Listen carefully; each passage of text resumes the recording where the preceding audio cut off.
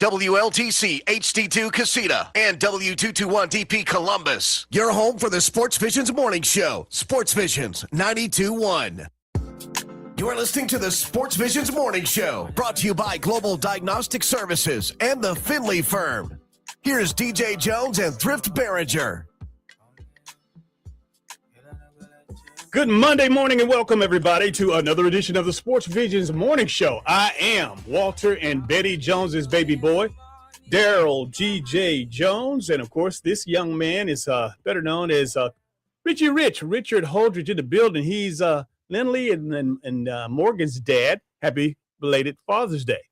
Thank you, DJ, and same to you. I hope you had a great Father's Day weekend. I know that I did, and I'm ready here in the studio, getting ready to talk about sports. Absolutely. It was a tremendous day yesterday, and again, it was an opportunity for us to honor the fathers. And again, I hope that all of you all out there that are, whether you're a biological father or whether you are a leader of young men or young ladies, girls or boys, that was your day to sit back. And again, big shout out to Wayne Johnson and his son, Wayne Johnson Jr. They pulled off a really special event on Saturday morning over at Hardaway High School, Fathers and Sons Under the Sun, featuring Isaiah Crowell and other dynamic people from the community. We had a good time over there. I appreciate that. And again, it was just a really feel-good situation knowing that you had an organization that wanted to honor the fathers and pull them together and have an opportunity to just fellowship and to play games and to just be inspirational and motivational for each other. Yeah, I saw the pictures you posted on social media. It looked like they had a great time there at Hardaway High School, and I think that is wonderful that they're able to do something like this in the community, not just for fathers and sons, but those dad-like figures in these kids' lives, and they had games, and it looked like they had such a great time. Big shout-out to Cheryl Everett Johnson. She was the administrator of the event, the director for the most part. Definitely had some wonderful things there, a lot of wonderful T-shirts and a lot of prizes for the kids, and just an all-in-all good day. Also, big shout-out to the Columbus Lions, man. They've taken the next step, punched their ticket to the playoffs, although we already saw that coming, but to finish the season unblemished at 9-0, and I tell you what, that was special indeed, and looking forward to the playoffs as they approach us this weekend. Yeah, 9-0. They were able to get the win over the Jersey Bearcats, and a little bit closer than people expected, but they were able to get the win, and they're going to be taking on the Mississippi Wolfpack in the first round of the playoffs this Saturday.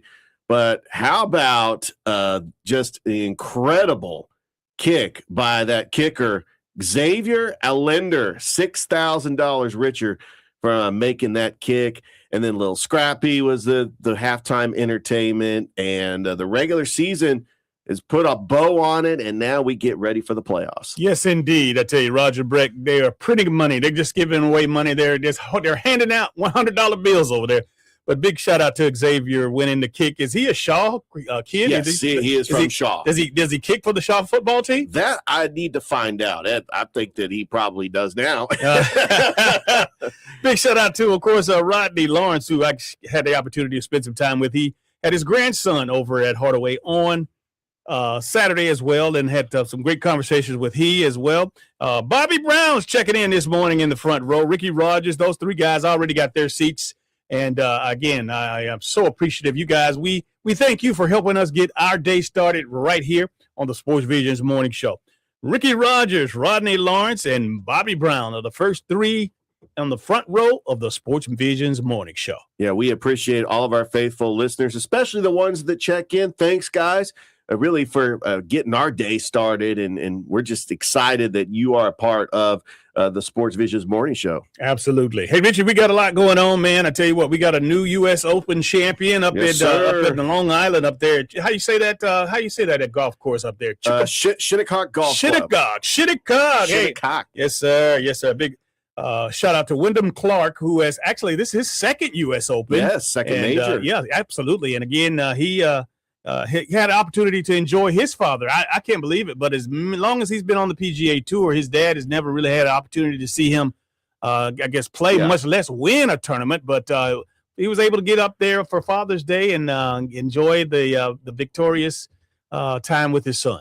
Yeah, absolutely. And you talk about just turning it around from what happened last U.S. Open where he didn't make the cut and he had a little episode that, wasn't looking too good for him, but he was able to redeem himself, win a second U.S. Open and a second major. 32 years old. He's not done. I think that Wyndham Clark, you could put him up there with those golfers with multiple majors like Scotty Scheffler and Rory McIlroy. I think that Wyndham Clark, he's comfortable at the U.S. Open, but I want to see how well he's going to do in these other majors because you could put him in that list with those top golfers in the world. How about Cape Verde, man, in the World Cup soccer stuff, man? They popped up. They beat Spain the other day, and then they beat Uruguay or whoever, somebody else they weren't supposed to beat. Yeah, Cape Verde, they've been the talk of the World Cup. That 0-0 draw and then the 2-2 draw against Uruguay, just drawing against the top two teams in the group, that is impressive. And this is the smallest country. It's a little island off the coast of Africa, and they're able to make it into the World Cup and compete. They've already won. In their mind, they feel like they've won the World Cup because of what they have done against Spain and Uruguay. Now, is it true that, of course, Cape Verde is about the size of Manchester? Yeah. It's got to be. Manchester, Georgia. Yeah. No, it's about maybe the Cape It's Verde. an inside joke. I think Cape Verde is maybe 500,000 people, but I got to check. So you're saying Cape Verde. So your Verde. your San Francisco accent is saying Cape instead of Cape Verde. Cape Verde. Cape Verde. Cape Verde. Oh, right. Yes. Well, now we know who they are. And again, hey, can we also shout out to the United States, man? They did their thing, man. Again, I'm just happy that we got some great advice from our inside soccer guy. He said, just follow the United States. Yes, sir. Yeah. 2-0 win over Australia. It started out like the Paraguay game. Faloran Balogun making plays, another own goal. But how about Alex Freeman, the son of Antonio Freeman, the Green Bay Packer wide receiver, getting a goal? It's in his blood. It is. And the United States wins the group. And now they play Turkey on Thursday, and it does not matter what that score is or the outcome. You want to see them play well. They don't have to play Christian Pulisic. They don't have to play Tyler Adams, who's on a yellow card. You don't have to play anybody else that's on a yellow card. I think that this is a good strategy going into the round of 32 because there's a lot of talks of who they could possibly face. They're going to face a third-place team in the round of 32, but I like the United States' chances. They have looked fantastic, and it's the first time since 1930 that they have won back-to-back matches in group play. So this is really a special time to be a United States soccer fan. Yes, indeed. And I tell you what, the folks all over the country are actually excited and, up in arms about this soccer, man. And I don't think I've ever quite seen it this exciting. I mean, overall, every nook and cranny that the sports bars and they got watch parties there all over the place. It's just, it's incredible. Yeah, and I remember, I can remember back when the United States hosted this in 1994. It was a big deal. Got to group play, lost to Brazil. 2002, they make it all the way to the quarterfinals, but they did lose to Germany. And if you're a soccer fan and you love the United States, you're disappointed when they don't get out of the group. And they've done that a couple of times.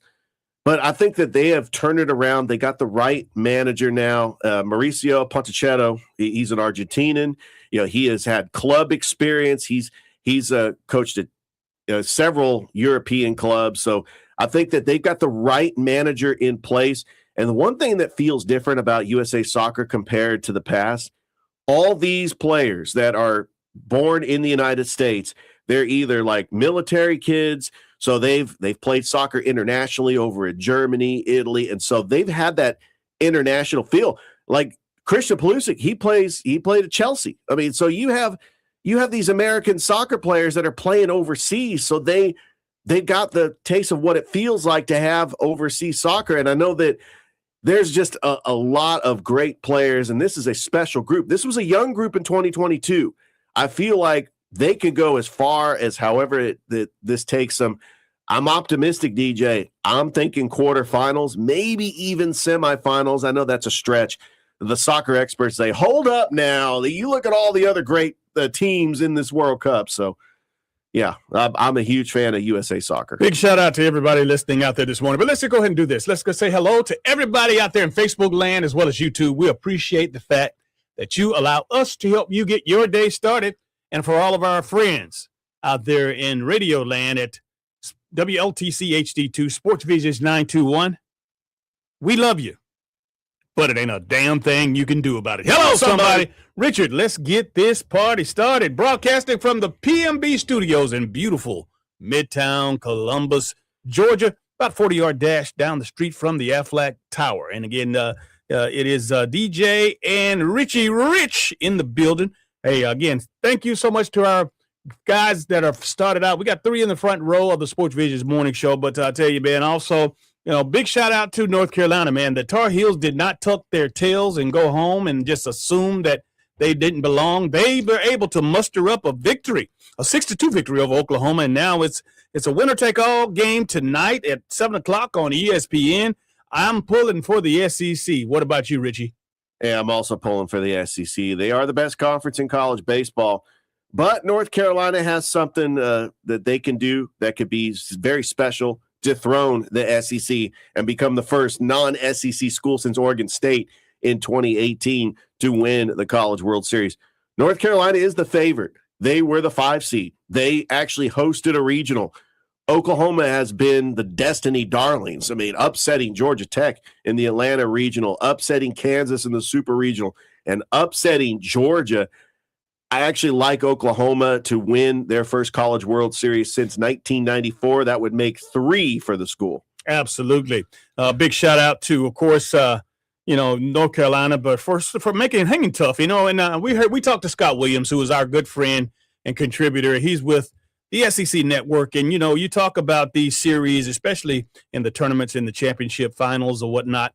He likes the fact that, of course, a game 3 is there because, again, the more games, obviously, the more opportunities for them to, of course, get the cash from the advertisers. Yes, sir. And he made it a clear point when we had him on last week that he wanted, again, I know that the Knicks series with San Antonio, Disney, the Disney company owned the network that obviously broadcasted the game. So, yeah, when he said he wanted it to go 7 games, then, hey, let you know absolutely to the point of what they're thinking on the corporate side. Yeah, there's a saying going around, DJ. I can't remember where I heard it from. Cash rules everything around me. Yeah, pretty much. Cream, get the money, dollar bill, y'all. Oh, my goodness. There's so many. And I tell you what, is that West Coast stuff? That's Wu-Tang. Dollar bill, y'all? That was from the Wu-Tang Clan. Okay. I got you. But, they got it from somewhere too now. Oh, yeah. I got you. Rich, like I said, we got a lot going on, man. I tell you, unfortunately, fortunately, that the Clingstones are coming home because they took it under the chin. Man. I tell you, not a good turnout in Biloxi, but coming home, got to play of course, the Rock City Trash Pandas. Got a series lined up for them. Actually, the first half is over. Thank God it's behind them now. Clear the slate, fresh season, 0-0, everybody. And now, again, we can start fresh. Yeah, and that first half comes to a close. I actually didn't know exactly when it ended, but now we know. Yep. And now it's a fresh start against the Rocket City Trash Pandas.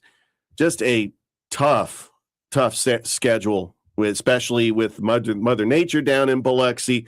Only able to get 4 out of the 6 games, and those games are probably not going to get remade because the first half is over. So now the Clingstones can focus on the second half, and what better way than to start the second half fresh with a 0-0 record, and they'll be at Synovus Park tomorrow, 7:06 first pitch against the Rocket City Trash Pandas. And the Atlanta Braves took it under the chin. Again, Milwaukee, lambasted them 9-4. Bryce Elder pitched 6 innings, gave up 8 runs and 12 hits. Man, that was a terrible outing. But again, that's what happens when pitching doesn't come through. And that's for the Atlanta Braves to have the best record in baseball, the most wins, 48 up to this point. Philadelphia breathing right down their throats with 42 games, however. But we can't have much more lackluster pitching than that. And of course, unfortunately for Bryce Elder, he took it under the chin. Very true, DJ. They did take 2 out of 3 against the Milwaukee Brewers. They beat them on Saturday 4-3 and then 3-2 on Friday. Got a tough road trip. They got to go all the way to the West Coast in California to take on the San Diego Padres for a 3-game series, and then going up the coast, up I-5 or Highway 1, however you want to do it, to go up to the San Francisco Bay Area to take on the San Francisco Giants once again. But this time, it's going to be at AT&T Park. AT&T Park. I tell you what, my hat's off to my guy, Chad Bishop, who is the beat writer for the AJC and our contributor. Those long trips with him, I know he's not playing, but obviously, those he's not flying on the same charter with the Braves, the team, because he takes the red eyes, and so he can get to and fro without the hassle of all. But hey, man, another West Coast trip. We talked to him after the last one. Yeah, exactly. And next time he does come on the show, I want to ask him, do you eat an In-N-Out burger when you go to California? Or what's your favorite eating spot at Fisherman? Do you go to Fisherman's Wharf in San Francisco? That's nice. Because there are so many. You have so many options. That I don't really know that much about San Diego, but I grew up in the San Francisco Bay Area, so I visited San Francisco a lot as a kid. So I know all the eating spots. So I'm kind of curious next time he comes on the show. By the way, before we go to the break, how's Silicon Valley? Once upon a time, that's all you heard about, how nice it was in Silicon Valley, how much how expensive it was, how much money you made when you were out there. What's the latest? I haven't been hearing anything. Silicon Valley has got a big impact in my life. I graduated in 1997 during the .com era in Silicon Valley. My brother-in-law's first job out of college was in Silicon Valley. The money was booming in the late 90s. And I don't hear much about it. I know a lot of these companies, because of the cost of living, they don't have to be in Silicon Valley. Yes. They could actually have headquarters in other places, like where the cost of living is a little bit cheaper. But yeah, you don't hear much about Silicon Valley. It is where these places like Google and Apple got their start. And so there's a lot of history there. But I just remember as a kid, that was just a booming area. There were plenty of jobs.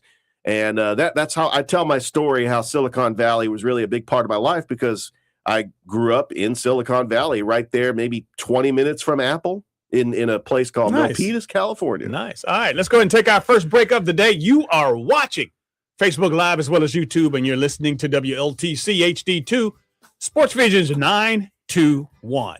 This is the Sportsvisions Morning Show.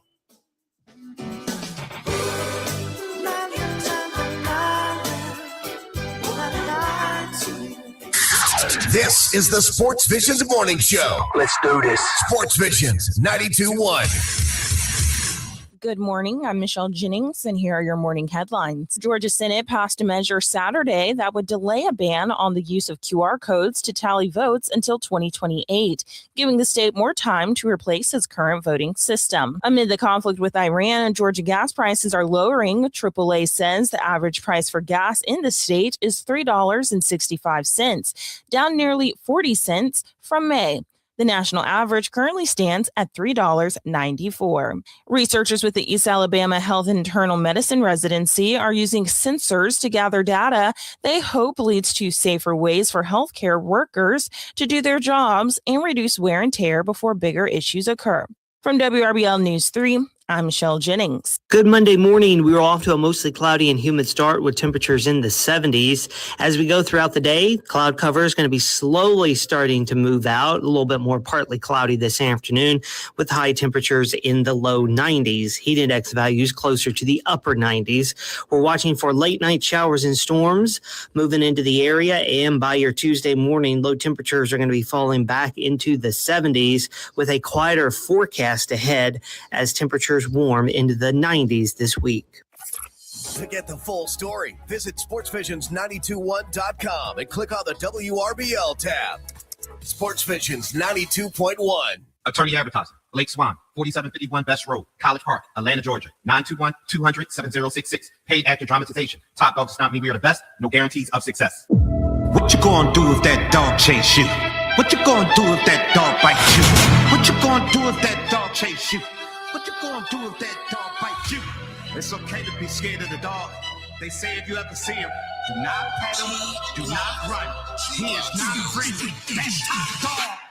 Go Top Dog, go Top Dog. That's what I've been saying. I've been seeing them in action. Like get him, boy, get him. Bite him, boy, bite him. Just like that. I'll be telling Top Dog, you know why these people calling. You know why, right? They want justice, and you know the other reason. You know, they want the dog to bite. The dog to bite. Any accident, you make the call. Big or small, call the dog. Hot dog law. This hour brought to you in part by Gill's Auto Sales, now celebrating their 40th anniversary. The burrito is fire. Hi, this is Maya. And I'm Antonio. And the little thing we love about the Chick-fil-A hash brown scrambled burrito is that it fuels our morning. It's the full package. You have the chicken, you have the eggs, and then you add these hash browns for a nice little crunch. The chicken's always nice. It's crispy, it's juicy. And the cheeses, they melt together in a beautiful way. And it gives me energy. It's perfect. Order the Chick-fil-A hash brown scrambled burrito and Simply Orange Juice on the Chick-fil-A app today. Real guests pay for their testimonials. The only live and local sports morning show. It's the Sportsvisions Morning Show with Chattahoochee Valley Sports Hall of Famer DJ Jones and Thrift Barringer on Sportsvisions 92.1. Baby. Welcome back to the Sportsvisions Morning Show. Want to welcome Stanley Crowell into the front row of the Sportsvisions Morning Show. Thank you so much for joining us, my friend. Hey, listen, we got a lineup here that's it's a memorable Monday, and I definitely want to reach back into the bag of tricks. Richard, you went back and found a young man that was one of the top basketball players, high-flying basketball players from, of course, the area, the Chattahoochee Valley back in the day.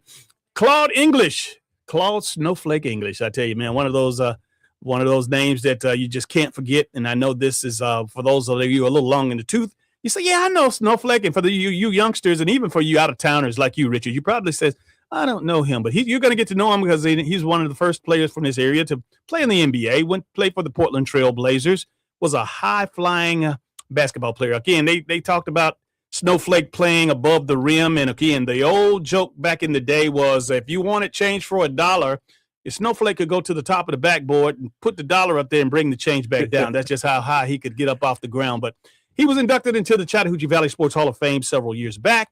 Of course, he not only was one of the first players from around these parts to play in the NBA and to go off to major college. He played at the University of Rhode Island, but he also was an athletic director and a coach on that level. And, of course, he was instrumental in, of course, recruiting one of the other greats, the 1979 Ledger Enquirer Basketball Player of the Year, Mark Upshaw. Yes. Snowflake. Mark was signed, sealed, and delivered to go into the University of Georgia in that class with Dominique Wilkins back in 1979. But Snowflake, Claude English, he stepped in and convinced him, hey, listen, you're just going to be another guy or whatever. But anyway, whatever. It's close. Snowflake will have. He'll share that information with us and I'll tell you. But he's just a joy. We got him coming on, and also we got a guy who just happened to be really close. Had a spectacular season, won 9 games, and of course, first year out of the blocks with a new management team and ownership team. Damien Daniels, 9-0. He's going to come on and chop it up, and we're going to talk about the dynamics of the season. Obviously, him being a veteran player, a veteran all-star player in arena ball, but a longtime coach. He's won many championships. But what was so different about this season? And he'll take us step by step through the process of not only getting local management and local ownership, just talking about that experience. I'm looking forward to talking to Coach Daniels. Yeah, I'm looking forward to talking to the Nighthawk. 4th league in 4 years, but I think this is a little bit special. I think the AA2 to AAL, they're trying to get off the ground. They're adding a couple more expansion teams for 2027, and they got a lot of confidence going into the first round of the playoffs, taking on the Mississippi Wolfpack this Saturday. The other side of the bracket, the Wheeling Miners taking on the Jersey Bearcats, and trying to get to that championship game July the 11th. Unfortunately, it's going to be in Wheeling, but I got to find out what if Jersey upsets Wheeling? Where's the championship going to be held? That's the question I would like to know. But looking forward to having the Nighthawk on the Sportsvisions Morning Show. Also on the show, Columbus High School won the prestigious Georgia Athletic Directors Association Georgia High School Association Class 2A Directors Cup, recognizing the Blue Devils as the top overall athletic program in their classification. Their AD, that's right, the head lady in charge, the sheriff over there, her name is Danelle McCoy. She'll join us as well to talk about that great honor, and it is indeed a great honor. Not only did they have an overall program as far as the Directors Cup, but they also had a female program, that the girls program that was awarded as well. And again, Danelle McCoy is the athletic director and is, of course, the star of that ship. Yeah, looking forward to having Coach McCoy on. And when you think of Columbus athletics this past year, they've had such great success, whether it's golf, tennis, cross country, cheer. That's why they won this award, because in the 2A classification, they finished it one of the top teams, and even the football team making the playoffs. I mean, we had the baseball team making the play. There's so many sports that Columbus has that they were able to win this award, and congratulations to them. Looking forward to hearing from Coach McCoy. And of course, last but not least, with all the rain and all the inclement weather, man, I tell you what, it's got to be tough to keep up with these baseball fields, these soccer fields, and all the natural grass fields in particular, because we've had just torrential downpours. And who better to talk to, of course, as we get ready for the Clingstones to start a home series. Brendan Seaver will be with us, and we'll talk about, again, maybe he'll give some pointers out there for some of those football coaches that are, looking out at their field and they're saying, man, this is crazy. They want to be able, is there something that they can sprinkle on the field to help dry it out? What should they be doing this time of year? I mean, with all the rain, Brendan is the guy. He's our go-to guy. He is the go-to guy. And even like a grass field like A.J. McClung Memorial Stadium, last Saturday night, it was a monsoon, a downpour, maybe an hour and a half from kickoff from that Columbus United game. They were able to get it in because they actually had tarps on the drain. They have a pretty good draining system over there, and they were able to get the game in. They ended up tying with Dothan, but I think that Brendan Seaver just getting that advice. I'm sure people have called him up and, hey, what to do with this field? And I think that that's why he's very special, especially because he knows exactly what to do to try to maintain these fields. All right, looking forward to talking to Brendan. Hey, listen, let's go ahead and take a break. When we come back, we'll talk to the man, Claude Snowflake English. Coming up next on the Sports Visions Morning Show. Don't go anywhere. You're watching Facebook Live as well as YouTube, and you're listening to WLTC HD2, Sports Visions 921. We are your hometown sports guys.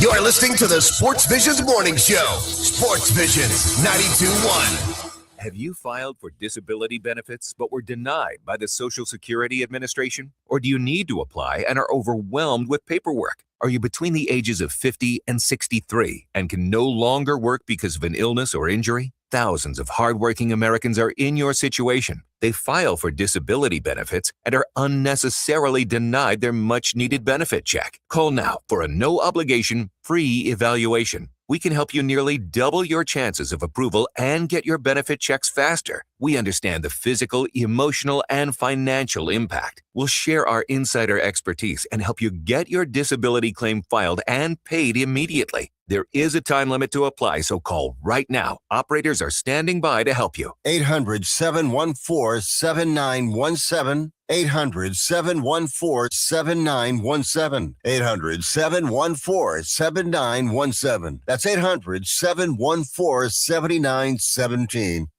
The Herd with Colin Cowherd, 12 to 3 on Sports Visions 92.1. Now back to the Sports Visions Morning Show. Here's Carver Tigers legend DJ Jones and Thrift Barringer. We're proud to celebrate one of our very own. He's a Chattahoochee Valley Sports Hall of Famer, and he's the first guy that I knew from these parts to play in the National Basketball Association, of course, with the Portland Trail Blazers, a draft choice out of the University of Rhode Island. Please put your hands together for Claude English. How you doing, Snowflake? Hey, thank you guys for having me on. Hey, man, it's a pleasure to be here, man. Again, I'm growing up in Columbus, Georgia, man.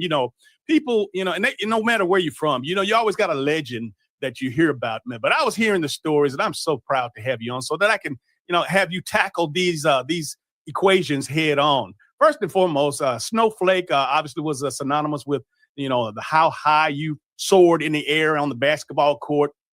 Some people said that you had wings, but one of the things that I remember, vehemently is that some people said, hey, back in the day when they say he played above the rim, he could get change off the top of a backboard and bring down, and you could take $1 and bring you back change. I mean, was that your thing, man? I mean, you were just a powerful, leaping basketball player that was phenomenal here. Well, thank you for saying that. That was many, many years ago. Let me put it this way. Yes, I was blessed with some athletic gifts as far as running and jumping and those type of things. Now, with that said, now I know that it probably was not necessarily the thing back in the day, because now they got 40-yard dash times, 20-yard dash times, vertical leaps, and all of that stuff. What was your vertical in your estimation, or knew you know what your vertical leap was back then? Well, we didn't measure it like that.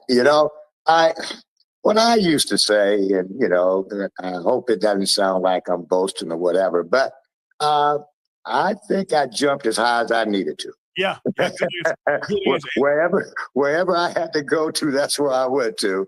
But later on, I did measure, and that was after the knee injury, and I was somewhere around 45. After the knee injury. Yeah. Well, let me get something here, because I heard you say something, and then I'm a stickler for this.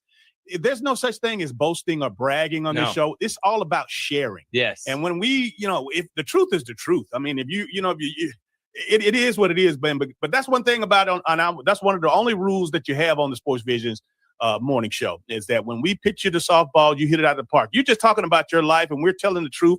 If you jump out of a gym, if you got a 45-inch vertical after a knee injury, and LeBron James has a 42-inch vertical jump, at 40 years old, man, I mean, that's phenomenal in anybody's book. But we appreciate having you here this morning, and again, to share. So when I put it up on Facebook, promoting the fact that he was going to be here this morning, we just heard from so many great people from all over the country. And the fact that you played and starred here in the Chattahoochee Valley at South Girard, and then from there to Rhode Island, and from there to the NBA, and of course to have a great career as an athletic director and a head coach. And man, where can we start? Let's go back to the beginning. That's where we're going to start. Who made it possible, coming from this area, for you to even believe that you could achieve something of that nature? I tell you, I was blessed. I just had so many mentors and so many. My support base was just amazing. When I go back as a young man growing up in Frederick Douglass Park in West Phoenix City, the Pete Ingersolls of the world, the James Bakers, these are names that people, yes, Pete, you would know, great coach in the area, fantastic player. And just so many people that was there for me, the Bellamy boys, and it was just so many. I mean, I just can't start naming those folks that influenced my life. But I think the biggest thing was the fact that I had really, really good coaches. I had coaches that cared. And I think that was one of the reasons I chose the profession, because of my coaches like James Patrick, Leo Harrison, James Abrams. I mean, I just had some tremendous coaches. Claude, why was basketball the love? I mean, I feel like with an athlete like you could have played many other sports. Why was basketball the thing you fell in love with? And what age did you know that this was the sport that you wanted to play and live through? Well, it's kind of interesting. A lot of people thought I was a pretty good football player. Right. Yep. As well. And I did. I ran track. I played football. I was a 4-year starter. I was a 3-year captain of the football team and basketball team, all those kind of things. And so, it was like, I love sports. That's all we did. We just played sports. We'd get up, and I remember being a young kid, and on Saturday mornings, all the guys, would show up down in the playground behind Frederick Douglass, which was right behind my house. And I'll just sit out and watch them, just hoping one day they might let me play. Yeah. When you talk about, your accomplishments and all, Mark Upshaw was with us, obviously another great player from here and a great friend of the show. And he was talking about he signed, or he had selected to go, because he was another one of those superstar athletes during the late 70s. And of course, you had an influence on his life, because he had signed and committed to Georgia to go play with Dominique Wilkins back in 1979. But Snowflake got in the mix, and you were able to talk him into going and coming and playing with you, and of course at your alma mater. How did that come about? It was easy, actually. Let me put it that way. It was easy because Mark, I grew up and Mark grew up. We're cousins. Okay. And it was like his mother and my mother got together, And that was it. When the mother said, hey, Mark, I think you need to go up north with snow, I think that was it. The mothers. Absolutely. And he said that's the best decision that he ever made in his life. Having a family member that obviously, one thing, it's hard enough to select a school to go to. But the other part of that, too, is, going into a place that's going to care about not just the athlete, but the person. And I guess that part of it, you definitely were very instrumental in making sure that he got his degree. He had the devastating knee injury. But you as a coach, you as a former player, those are the types of things that, again, I guess that puts you ahead of the game with regards to other coaches and other leaders. Well, let me put it this way. I think that was one of the reasons I got into coaching, because of all the helping hands I had from my coaches and people there, my principal, James Bowie, and people like that. That was one of my ways of giving back. I wanted to coach in college. I wanted to be able to help, because during the time I got into coaching, in the early 70s, 72 to be exact, it was kind of interesting. It was we weren't coaching, we weren't assistant coaches, we weren't any of those things. So I was at that first group of young African Americans going into the coaching field. And the thing I tell the athletes is, we're going to get the best out of you as far as a player is concerned. We're going to do that part. Now, what are you going to get out of it? And you must come with the idea that you want a degree. If you don't want a degree, Rhode Island is not the place for you. I think that's a great point. And you think that was really the selling point, too, with Mark, was more than just getting to Georgia, playing with the high-flying Dominique Wilkins. It was the aspect of getting that degree that helped him turn into the businessman that he is today. How many of those cases did you have trying to get them to come to Rhode Island? Well, they didn't maybe play in the NBA, but they still turned out successful businessmen or whatever they did in their life. I tell you, it's been amazing. I look back and I look at the people that I've been involved with as coaches, that have been the coaching profession, also as director of athletics. The message never changed. The message never changed, and it's very gratifying. Let me put it that way. It's very gratifying to see what these young people do and how they go to that next chapter. I've had some that did not transition very well to that next chapter, but I would say the majority of them do very, very well after basketball. Claude English is our guest, the pride and joy of South Girard High School in Phoenix City. Claude, how did you get the nickname Snowflake? Well, it's kind of an interesting story. We were playing one of our rivals. And DJ, did you go to Carver? I did. You did? Okay. Oh yeah. That's where it began. We were playing Carver in Municipal Auditorium, and was playing. And that particular night, I was a freshman at the time, and I had a pretty good game.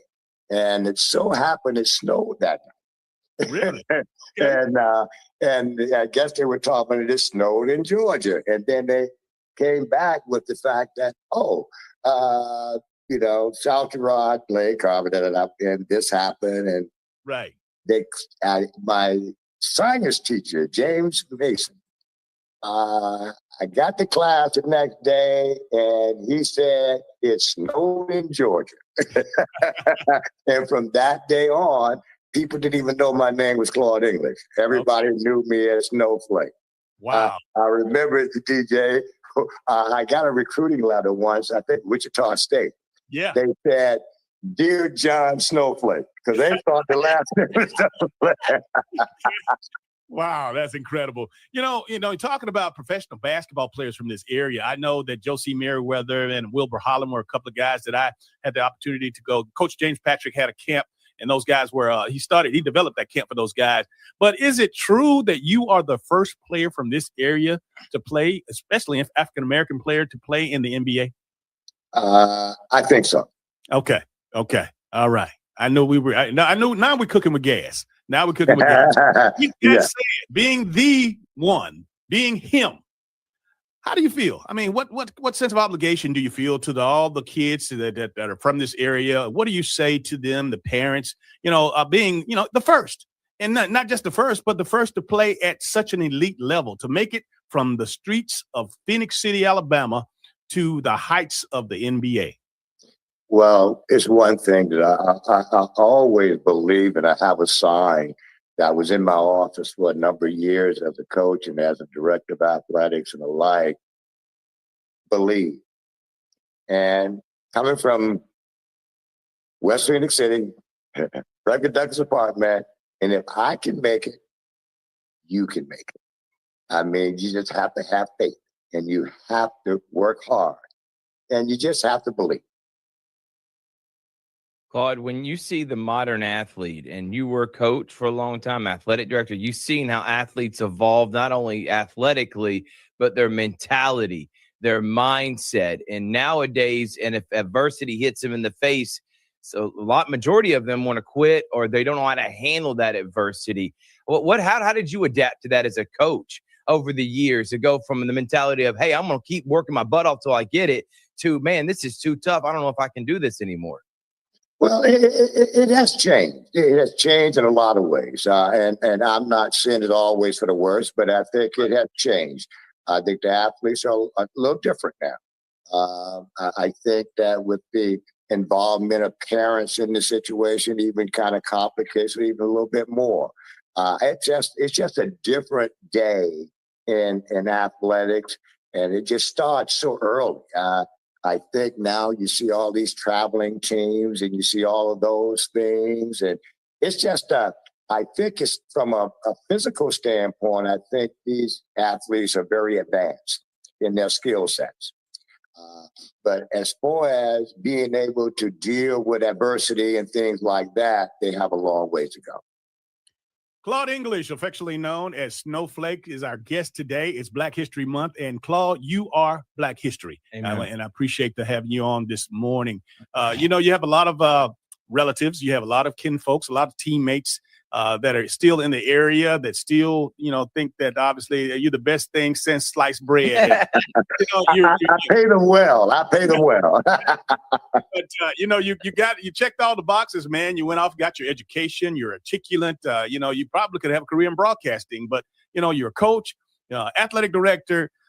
So much, man. I'm really, really happy for you, and I'm happy to have you here on this show so that these folks can see you. And Thrift, the best thing about technology is that they might not necessarily be up this morning watching live, but they can go back and see this over and over, whatever time they wake up. And again, Thrift, for the sake of the folks that are listening, and even for Snowflake's sake, let him know how he can get this interview. Yeah, it's off Facebook, Sportsvisions, YouTube, Sportsvisions, and you go to Apple or Spotify where you go to podcasting, type in the Sportsvision Morning Show. Those are all the ways you can go back, listen, and watch the show. And we're live, and I'll even have DJ. You can send them all the links from all the shows from any way. You can listen to it, watch it, whatever you want. This has been such a fantastic interview, Claude. All right, let's fast forward to your athletic career at Park University. I think that Josie Merriweather worked for you out there, but talk about that experience and how did you get from Rhode Island to Park? It was kind of interesting because after I left Rhode Island, the last 4 years I was at Rhode Island, I was the head coach there. And there was very few of us head coaching in the country at that point. But basically, I got out of coaching for a bit. I did a number of things. I actually worked in radio sales for a short period of time. I ended up working for a newspaper as the educational director of a newspaper in Memphis, Tennessee. And my wife ended up getting transferred to Kansas City. And the wife said, let's go. It's time to go. So we ended up moving to Kansas City, and I was looking for a job and happened to be house hunting. And then I stumbled onto this place and I walked on this campus. I mean, it was just, wow, what is this? And happened to bump into the athletic director, and lo and behold, he was looking for a coach and I was looking for a job. And I told the wife, I said, this guy here said I wanted to interview me for a job. And she said, you should listen. And she never told me what to do, but she knew that I was trying to step away and transition away from coaching. But she also knew that that was my calling. And basically, I accepted the job. And that was back in 91. And I was there for 29 years as the coach initially. And then I was a coach and athletic director for another 8 years. And then I became the full-time athletic director. It was also always full-time, but I became the athletic director that I served for the next 20 years. Awesome. Unbelievable, man. And I want you to kind of talk about the NAIA, which is a very high-level league. I've played and seen many games, and I know that's where Park resides in. So can you talk about the NAIA? For those that don't know, they hear Division 1, 2, and 3, not understanding. NAIA is a league of its own, and there is some elite talent that come through that league every year. Well, I used to refer to the NAIA, especially in the basketball realm, it's about 4 inches at each position. That's the difference. It's just size. I mean, the talent level is great. I knew about the NAIA because when I was growing up, all of the historical Black institutions were in NAIA. You know, Tennessee State won it about 3 or 4 times with Coach Mack and alike. And so a lot of great players came out of NAIA during those times. Willis Reed and all those guys was NAIA players. And so Earl Pearl, Monroe, and all those guys. But anyway, so I knew about it, but that's one of the selling points, negative selling point that they use against you because it is not NCAA. People kind of look down on it. But the level of education is outstanding. A lot of private institutions, that's what they are now. A lot of private institutions, not a lot of state institutions in the NAIA. But quality education, quality coaches, and quality athletes. Snowflake, when you talk about the game today, and again, we're all over the place, and I know I'm never going to have enough time in one show to ask you all of the things, but I just wanted the topics of conversation today. Just had a blockbuster trade in the National Basketball Association, the NBA, where you played, and to see a guy like Luka Doncic leave, at least shipped off from Dallas, and of course Anthony Davis to leave LA and shipped off to Dallas. The state of the NBA, and again, I know it was a much, much different time when you played. Obviously, the prisoners are running the asylum today. These guys are making so much money, and they have so much going on off the court that they're basically telling these billionaire owners what they're not going to do and what they're going to do, which means this is a statement, this trade, everybody's shocked about, nobody knew, and they didn't call LeBron, and they didn't. I think this is a move that the owners have there's a statement being made that they're going to take their league back. They are in ultimate control, and they hadn't been happy with the likes of how Jimmy Butler has been handling his business with regards to dealing with Pat Riley and the Heat down there. But again, your day and your options, and I know that they're night and day, but the day and the state of modern day NBA basketball and the blockbuster trade. Give me your take. Well, that was very surprising to me. I'm being honest because I just did not see the Lakers parting ways with AD. I just didn't see that. Luka leaving Dallas, I didn't see that. And then you send him over to LA, and I'm just trying to figure out how does that work? Just from a standpoint of trying to put together a team with he and LeBron, even though LeBron is he's just a transitional talent. I mean, he can play with anybody. I understand that. But they both are very ball dominant. So I don't know about that particular trade, but I agree.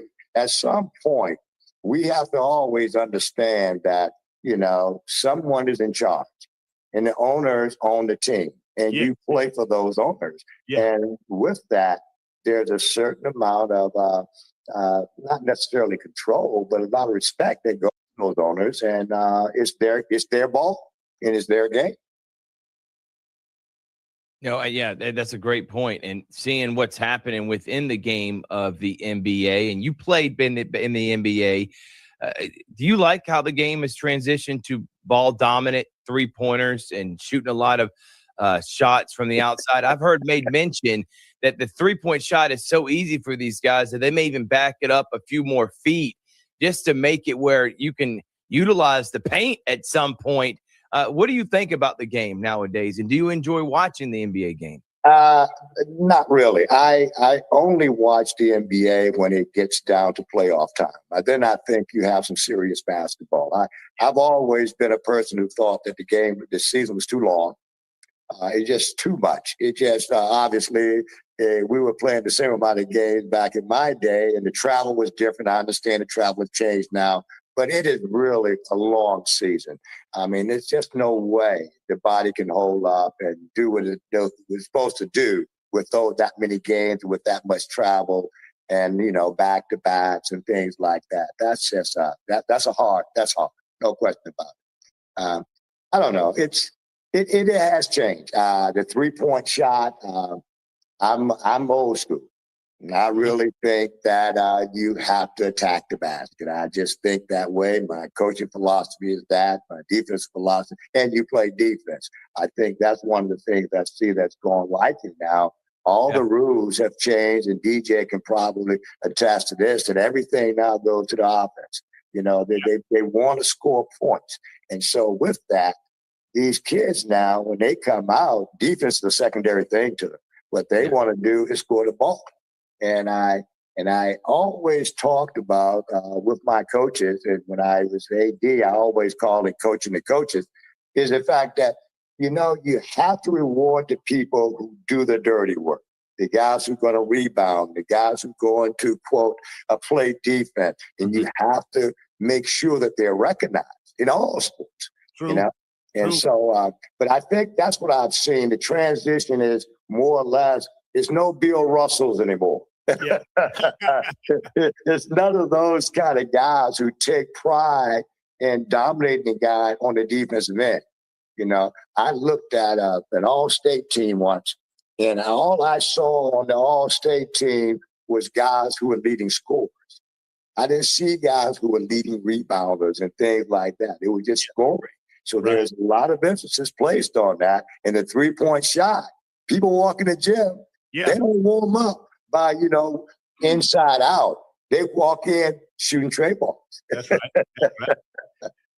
Chattahoochee Valley Sports Hall of Famer Claude Snowflake English is with us. He's our guest this morning. And Claude, obviously, we have another class that'll be going in and being inducted later in a couple of weeks here. And when you got the call that you had been selected to be inducted into the Chattahoochee Valley Sports Hall of Fame, do you remember where you were and what were your thoughts at that moment? Well, I tell you, I got a call from Mr. White, and he called me at my office. So when I got the call, they left a message and said, okay, you got this call in the Chattahoochee Valley, Hall of Fame, and da-da. So I wait a minute, this must be a joke. Somebody playing a joke on me, I really didn't believe it, to be totally honest with you, because I never would have thought that I would be inducted into the Hall of Fame. I just never thought that. And so when I called and he told me about it and everything, I said, I pinched myself. This is real. This is real. This is real.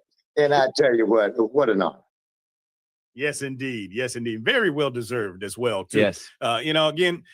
We have a few more minutes here with you. And again, I tell you, I have been elated to have this opportunity to, of course, interview you. And again, this interview will be around, as Thrift made mention to a little earlier, of how you can find it. But it'll be archived and it'll be around, and and my thing is for the kids and that were younger than us. And obviously, and right now you got coaches that are younger than us that don't know about, much less my background and my career, but even you being a little bit older in those great days. But my last question to you, being a little boy and idolizing you, and of course you made mention to battling it out South Girard and Carver in, of course, the Municipal Auditorium.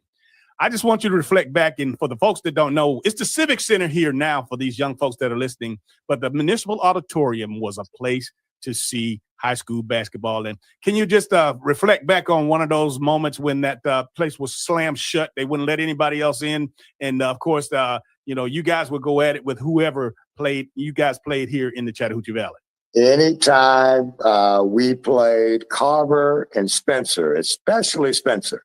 Yeah. At the time, because those were the two schools in Columbus, and we were across the bridge in Phoenix City. And anytime we played, it was going to be a sellout. It was going to be a sellout, and it was people were very passionate, very passionate about it.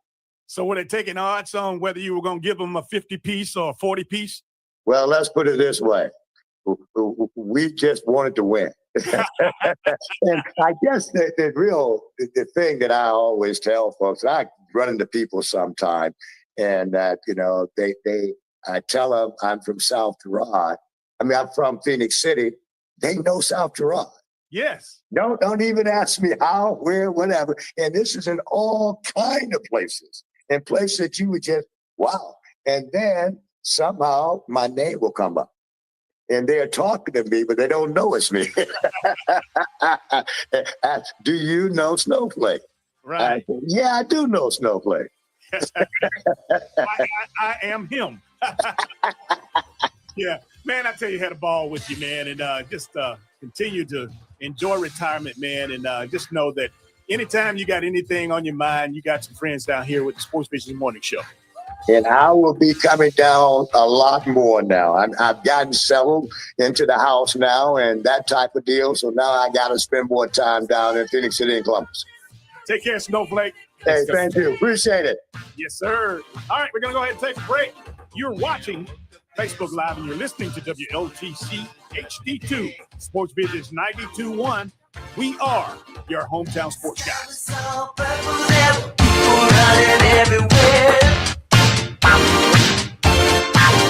Trying to run from the distraction, I didn't. Hey, it's Dan Patrick. Thanks for waking up with the Sportsvisions Morning Show with DJ Jones and Thrift Barringer. Catch me at 9 a.m. every weekday morning, right here on Sportsvisions 92.1. Hey, y'all, when I talk to you about getting the very best deal on your next automobile from Bratton Automotive, I'm not trying to force you to go out there. I'm just saying that if you don't at least put them on your shopping list for your next automobile, you ain't doing yourself right. Bratton Automotive, where everybody leaves with a smile. That's no moon. It's a galaxy of promotions at Synovus Park. June 23rd through the 28th, the Clingstones host the Rocket City Trash Pandas. Friday, join us for Star Wars Night with the Jersey Auction and the first ever post-game drone show presented by Piedmont. Saturday is Country Night. First 1,000 fans receive a cowboy hat presented by Neutral, plus a pregame concert, and kids run the bases from Raising Cane's. Then Sunday, the first 1,000 fans receive a peach jersey presented by Georgia Power, along with Family Sunday presented by Liberty Utilities. Get your tickets today at clingstones.com. Do you owe back taxes or have unfiled tax returns? The IRS won't quit until they get your money. Here's great news, fresh from those in the know. Major changes have happened at the IRS. If you owe more than $10,000, you may be eligible for a 99% reduction of what you owe. Haven't filed a return for a while? Their happy clients are talking. The IRS was going to levy my bank account, but Guardian was able to prevent that and fix all my IRS issues. Thanks again, Guardian Tax. Need relief from crushing tax debt? The IRS now has special programs. Guardian Tax knows all about them. Personal or business, this is the fresh new break you've been hoping for. We aren't the company you call when you need a hug because you're scared of the IRS. Guardian Tax is the company that wins when you need it most. Guardian Tax Service is really great to work with. They really help me out. I'd recommend them highly. Call now for a free confidential consultation. 800-505-7915. 800-505-7915. 800-505-7915. WLTC HD2 Casita and W221DP Columbus. You're listening to the Sportsvisions Morning Show. Sportsvisions 92.1. Your home for the Dan Patrick Show, 9 to 12 on Sportsvisions 92.1. Now back to the Sportsvisions Morning Show. Here's former Green Bay Packer DJ Jones and Thrift Barringer. It's a memorable Monday morning, and of course, welcome back to the Sportsvisions Morning Show. Big shout out to Bobby Brown, Stanley Crowell, Rodney Lawrence, as well as Ricky Rogers. I was out there, checked into the front row of the Sportsvisions Morning Show. Hey, also big shout out to one of my childhood heroes, Claude Snowflake English. I tell you what, this was a high flying guy, man. If his vertical leap wasn't as at least 45 inches or better, man. I'm not sitting here right now on this radio show, Richie. He was one of the true delights watching grow up here in the Chattahoochee Valley. Yeah, truly was. And I got to know him. He's been on the Sportsvisions Morning Show a couple of times, and learning that he was the coach at Park University, and that comes full circle because I know all about the NAIA. In fact, my alma mater, Freed Hardeman, played Park in the early 2000s. Yes. I love how like he convinced Mark Upshaw to go to Rhode Island, and then Donovan Williams playing at Park. I think that he might have had something to do with that. George Williams, Coach George Williams, baby boy. That's right. That's right. Hey, well, look, without further ado, let's go ahead and bring him up because this guy here, we need to talk about him, and I'm so happy to have him on this morning because he deserves every bit of credit that he gets. And yet a lot of folks think that, playing the game is one thing and being great, and that's one. But being able to transition into the coaching side of things and becoming one of the greats in that business as well. Please help me welcome to the Sportsvisions Morning Show, undefeated 9-0 Columbus Lions head ball coach, Coach Damien Nighthawk Daniels. Coach, good morning. How you doing, bud? Good morning, fellas. How y'all doing, man? Hey, man, great. Congratulations, Coach, man. I tell you what, undefeated, man. And again, this was another milestone to your illustrious career, both as a player and coach. And I wanted to tell you, and I want the Sportsvisions Nation to hear, again, because, I think a lot of people, you guys made it look so easy. They take it for granted. But, man, a lot of hard work, a lot of decisions, a lot of trust, a lot of loyalty went into this season. And, of course, you know what? You got another one. You just got another one next week that means just as much as anything. Oh yeah, that next week actually means more than anything.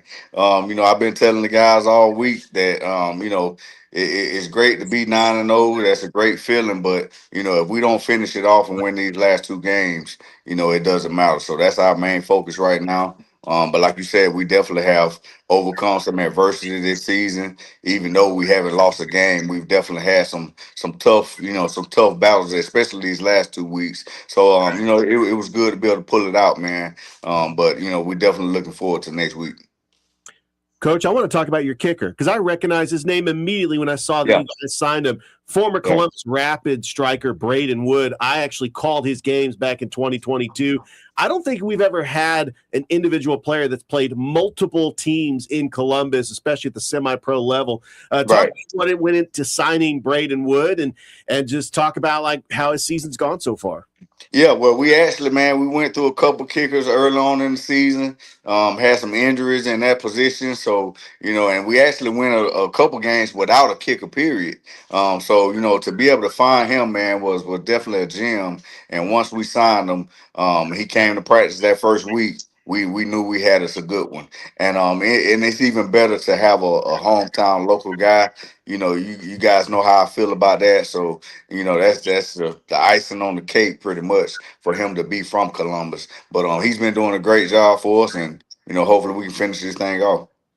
Coach Daniels, you know how much it is to sacrifice to play this game, much less be a part of a coaching staff, be a part of thinking through all of the game plans, all the travel arrangements, thinking about the culture, thinking about representing the Lions in the community. But I just want you, if you would, to talk a little bit about it. And again, we know about how great of a career you had as a player, and maybe those who don't, that'll come up along this conversation. But I want you to explain to people, again, with all of your heart, how you're able to pour yourself into and basically compartmentalize during you got other, you're a defensive coordinator at one of our local high schools, Pacelli in particular.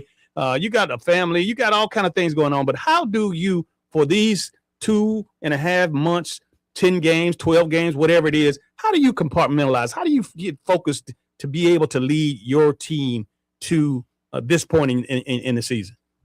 But it's just come down to time management, man. Especially now where I'm trying to juggle both. Going to high school workouts in the morning, and then as soon as I get done with that, it's all about Columbus Lions. So just time management, but also having a great staff and great supporting staff around you. I lean on these guys a lot. From my coaching staff to the ownership staff, the front office. I think we all do a collective job, man, of pulling our weight. So, I can't do it alone. I know I'm the head coach and I get a lot of the praise, but, without my coaching staff and the front office, I definitely wouldn't be able to get this done. But, and then also, not only that, it comes down to the veteran leadership that I have on my team. I have a couple guys that, I don't really have to worry about certain things because, I got a Jarrell Green that's played with me for the last 4 or 5 years that he really manages that secondary for me, and also like a DeAndre Brown, Jamon Fortson, guys like that. They really do a good job, man, of taking some of the weight off me as veteran leadership. So I think it's just a collective effort of everybody. Coach, you face the Mississippi Wolfpack this Saturday at the Columbus Civic Center in the first round of the AAL playoffs. Talk about just the first time you played Mississippi. What have you seen that they have done, that they have improved on? And what are you looking forward to with this matchup against Mississippi? Well, it's going to be another good matchup, man. The first time they've had, I think we played them twice, and they've had a different quarterback both times we played them. But they are bringing back the first quarterback that we played, and he gave us some trouble. He made some throws, and so it's going to be a good ball game. So we got to make sure that we come out and we're hitting on all cylinders. Especially on defense, to make sure we eliminate the mistakes that we've been making in the past. But it's gonna be another good matchup, man. Playoffs, everybody 0-0, so anything can happen once we get to the playoffs, man. So we're locked and loaded to make sure we execute the game plan and go out and get a dominant win. Coach Damien Nighthawk Daniels is the head ball coach for the Columbus Lions football team. And Coach, talk a little bit about the selections and the choices that you have to make on behalf of this organization. Roger Beck is the new owner as well. Coach Corey Black is the partner and the general manager. But, coaching football is so much more to it. And I want you to talk a little bit about how you help make decisions about the players that play for your team, because not only do they have to be talented, but they also have to be good people, be community oriented, and talk about how you draw the line and who taught you how to make those kind of decisions. Yeah, it's the standard that we built here in Columbus, man. And of course, I got to give a lot of credit to Jason Gibson for starting this franchise off as the head coach for 15 years. So I take a lot after him as far as the type of guys. Like you say, it's not all about the talent. It's a lot of guys out here that can play football, but if you don't fit the mold of what we try to do here in Columbus, just your off the field character, that definitely ties a lot into it, because we have to move guys here and house guys, so we have to have them in our community. And if you're not an upstanding guy, we don't want you to be in our community representing this brand. So that's definitely something that goes into it. It's a lot of film watching just as far as the talent goes, but really having conversations and getting to know guys, where they're from, what they care about, what they're doing in their lives now. It's a lot that goes into it, man. But like I say, I lean on my staff. Cole Picard, man, he's another guy that does a great job for me as far as recruiting. So it really comes down to us too, recruiting these guys, and like I say, leaning on my leadership as well. But when it comes to football, all football decisions, come through me. And I lean a lot on God too, man. Sometimes I don't have all the answers, but I may have a conversation with a guy, and I may need to sleep on it. I pray on it, and that next morning or the next week, God will give me the answer to know what I need to do. Coach, this is your first year in the AAL, and I know that the league only has 4 teams right now, but they are expanding. Next year, Right. they got the Montgomery Catfish, and then you got the West Texas Warbirds. Talk about the state of the league and what's the future for the Columbus Lions, especially in the fourth league in the last 4 years, but the league itself. What has been your takeaway so far? It's been pretty good so far, man. I can't complain too much. And we knew that it was going to be this type of season, just as far as the 14 league. We've been in that situation before, but I think this league itself is going to grow a lot more rapidly than people expected. Like I said, we've already announced 2 teams, but every time I talk to the commissioner, he brings up even more teams that are trying to get in and want to get in. So I think by the end of it, and especially by next season, we may have at least 2 to 4 more teams that's going to be added. So I think Roger Beck coming on and having a big hand in not just our team but the league period. I think that that's one of the biggest things, man. And the way we have set the standard for this league, just based off our team, is kind of what's helping that. Also, we got Wheeling, in West Virginia.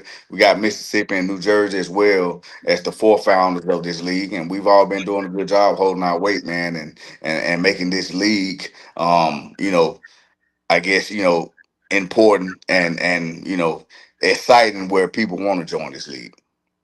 Coach Daniels, the game of football is hard. We know that. And again, obviously, with you being able to play the game as well. But can you talk a little bit about the commitment other than, again, we talked about talent and we talked about the character, but can you talk about the commitment, not only from your players, but from your staff, your coaching staff, to be a championship team, to go undefeated, to represent a city, because it's a lot more than what meets the eye. Yeah, it takes a lot, man. Like you say, from the players to the coaches, we all have other things that we're involved in, and all have other jobs. So it's definitely a commitment, something that you got to lock into, and you got to want to do it. Because like I say, everybody from in our organization has another job. So you're working all day, but then once that work day is over with, you still gotta watch film, you still gotta work out, you still gotta take care of your bodies. As a coach, we still have to study the film and make sure we game plan and getting together, making sure that at the end of the day, we practice. We don't practice till like 6:30, 7 p.m. at night. So that's a full day every day. And but like I say, man, we got a great group of guys, and just finding the right pieces that want to do it and want to get it done, and all have that same commitment, all have that same goal. I think that's what's made this thing so special. Coach, I do want to take it back and get a little nostalgic with you, because you are Columbus Lions. Your number is hanging up in the rafters. I remember when I was on the broadcast with Jared Dillard, when you came out of retirement for that first game, we got excited. It was an incredible moment. Then you had a pick 6 against Carolina. But being the Columbus Lions, being in this community for 20 years, I remember I went to a Lions game back in 2016. It was just a special moment. Talk about what it means, that pride to be a member of the Columbus Lions organization, not just as a player, but as a coach as well. Yeah, I mean, it means everything to me, man. And like I say, I tell a lot of people all the time, when I tell my story, this franchise really saved my life. Playing sports all my life, and being that athlete, chasing that dream, and going to college, but college didn't really work out exactly how I wanted it to or expected to. I really struggled, man, from what's next, as far as being an athlete and what's next in my future. So there was probably about a 2 or 3 year gap where I was pretty much lost, man, in this world and in this society, and to get that second chance to play professional sports, it saved me. So that's why it's so dear to my heart, and that's why I put so much into it. I put so much into it as a player, had the success I had, and now I'm a coach. But it definitely saved my life, man. So that's why, like I say, as long as I can be the head coach for this franchise, I'm gonna do that. And I love this community because they accepted me, and they love me, man. They put me on the pedestal, just for the career I've had, man. I've had a lot of support, not just from my family, but this city alone, man, has done a lot for me. So I definitely appreciate it, and that's why I go so hard. Coach Daniels, it's you're hot cotton, as my wife says, with regards to the game of football in the Chattahoochee Valley.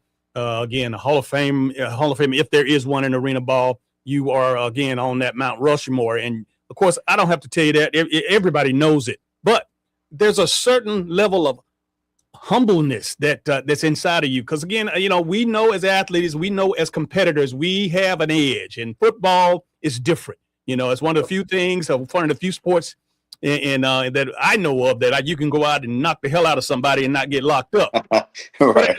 But at the same time, you're humble, and you're, again, as an assistant coach, as a head coach, working with many coaches over the courses of the year, I've never heard of a grumble or a mumble about he's arrogant or he thinks he's more than he. I mean, talk about again how you're able to do all of that and accomplish all of that and still maintain an even keel.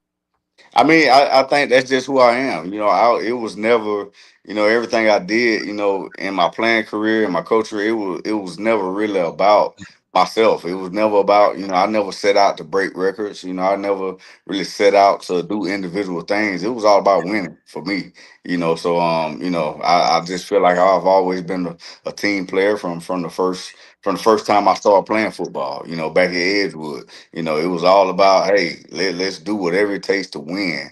And I think that's the same, mentality I take now, as I did as a player and a coach. It's all about winning. And I know that, no matter who that guy is, not one person, especially in football, is going to win a game or going to, contribute to your success. You're going to need a team of guys. So, I just always try to pull my weight, and, that's pretty much it, man. That's just who I am. Coach, with that humbleness that you have, I want you to speak to the masses, a young coach, an old coach, anybody that's coaching young people today. Again, can you reiterate, again, what's most important if you're a leader of these young men or young girls?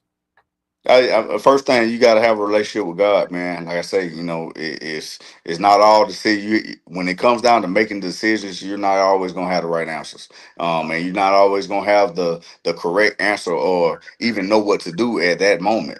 Sometimes you gotta get on your knees and pray, man. So that's the biggest thing I would say. Have a relationship with God first, but also lean on the people around you, and that's why it's so important to have good people around you. I think that kind of goes to the side a little bit.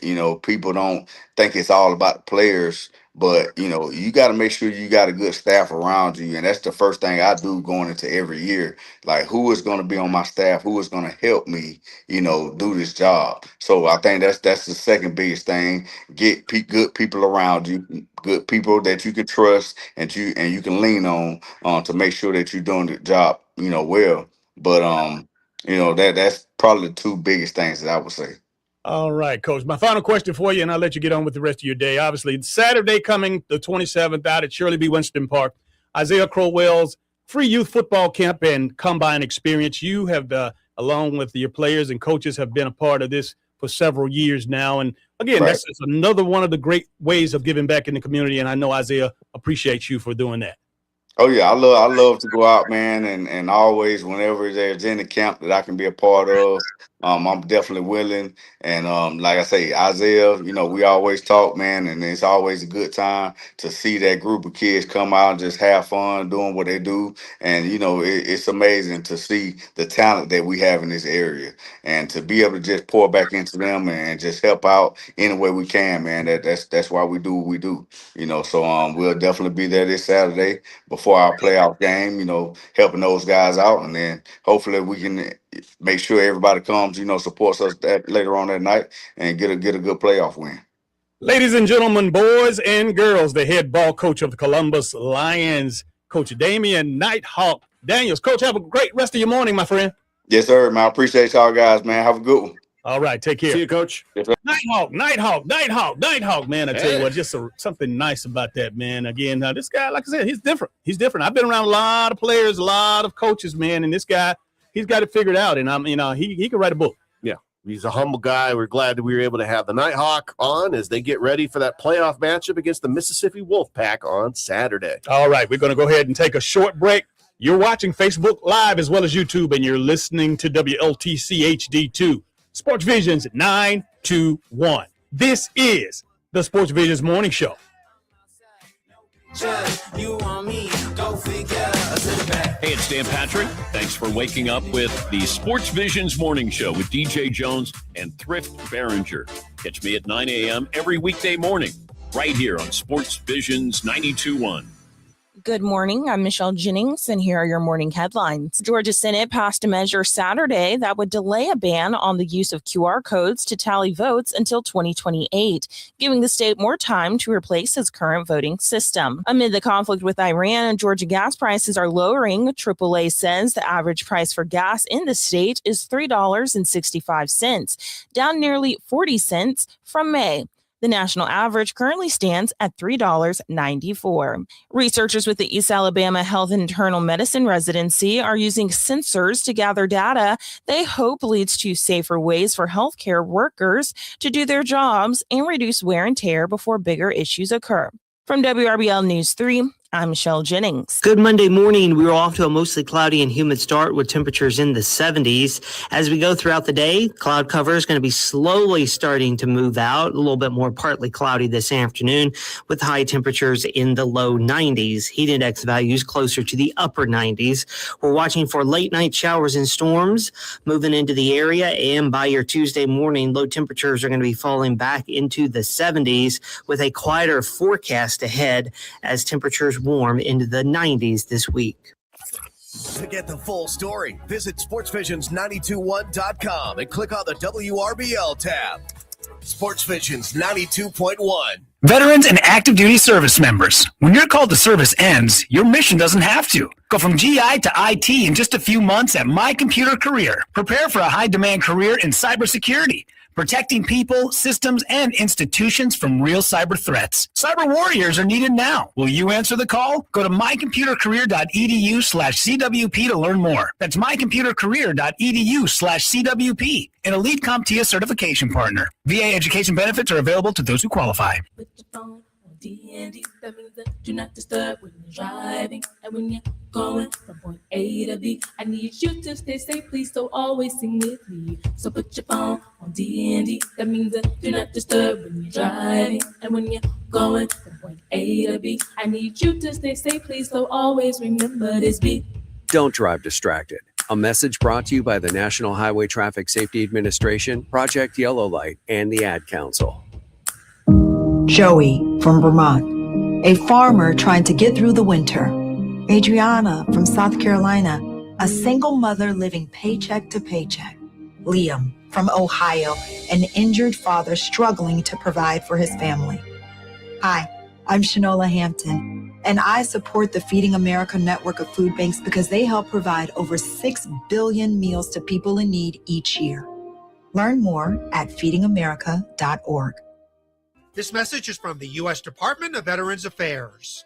Veterans, do you have a copy of your DD-214? A DD-214 is a DoD certificate of retirement, separation, or discharge from active duty. It verifies your eligibility for benefits and services. The fastest way to request a copy is through the National Archives and Records Administration at archives.gov. Get the benefits you've earned. This message is brought to you by TogetherWeServed.com, a leading online community of over 2.3 million veterans. TogetherWeServed.com provides all veterans an easy way to stay connected, share in the camaraderie of other veterans, and remember their service. Using its search engine, veterans can find people they served with and get in touch. If you served, visit TogetherWeServed.com. If it's local, it's on the Sports Visions Morning Show with former Georgia Bulldog DJ Jones and Thrift Barringer. Day and night. It's a memorable Monday on the Sports Visions Morning Show. DJ Jones and Richard Holdridge in the building, broadcasting from the PMB studios in beautiful Midtown Columbus, Georgia. Richie, hats off to Coach Damien Nighthawk Daniels again as the player he has been for this organization, and again the way he's been able to set the standard and create the culture of football and winning. I tell you, man, he has done. He's done exceptionally well. Yeah, no question about it. The former Shaw Raider that has just been embracing this community from his playing days to having those incredible moments like coming out of retirement. His jersey number is hanging up in the rafters at the Columbus Civic Center, and the players respect him because he's actually a couple years removed from actually playing himself. And so when you have a former player who's a coach leading by example, maybe in those drills with the receivers and with the DBs, but he's also got an amazing support system, a great coaching staff, and he's got all the tools in front of him, especially with what Roger Beck and what Coach Corey Black has done in the front office, just giving him the tools to succeed. And now that they are 2 wins away from winning yet another championship, and it would be a second if he's able to pull it off, but they got to get past Mississippi first. Don't worry about the championship because the focus is on Mississippi, but we all know who could possibly be waiting in the wings, the Wheeling Miners, but they got to take on the Jersey Bearcats. So I'm looking forward to how this postseason is going to play out for the Columbus Lions. I tell you what, I do want to add this for Coach Daniels is that, I love the fact that he's been totally transparent with regards to, his career and what football means to him. And I do know in my few short years on this earth and the few opportunities that I've had to play football, most of the successful ones, those were the coaches that were transparent and they didn't check all the boxes and they weren't afraid to share that with their team and their staff or anybody that would listen.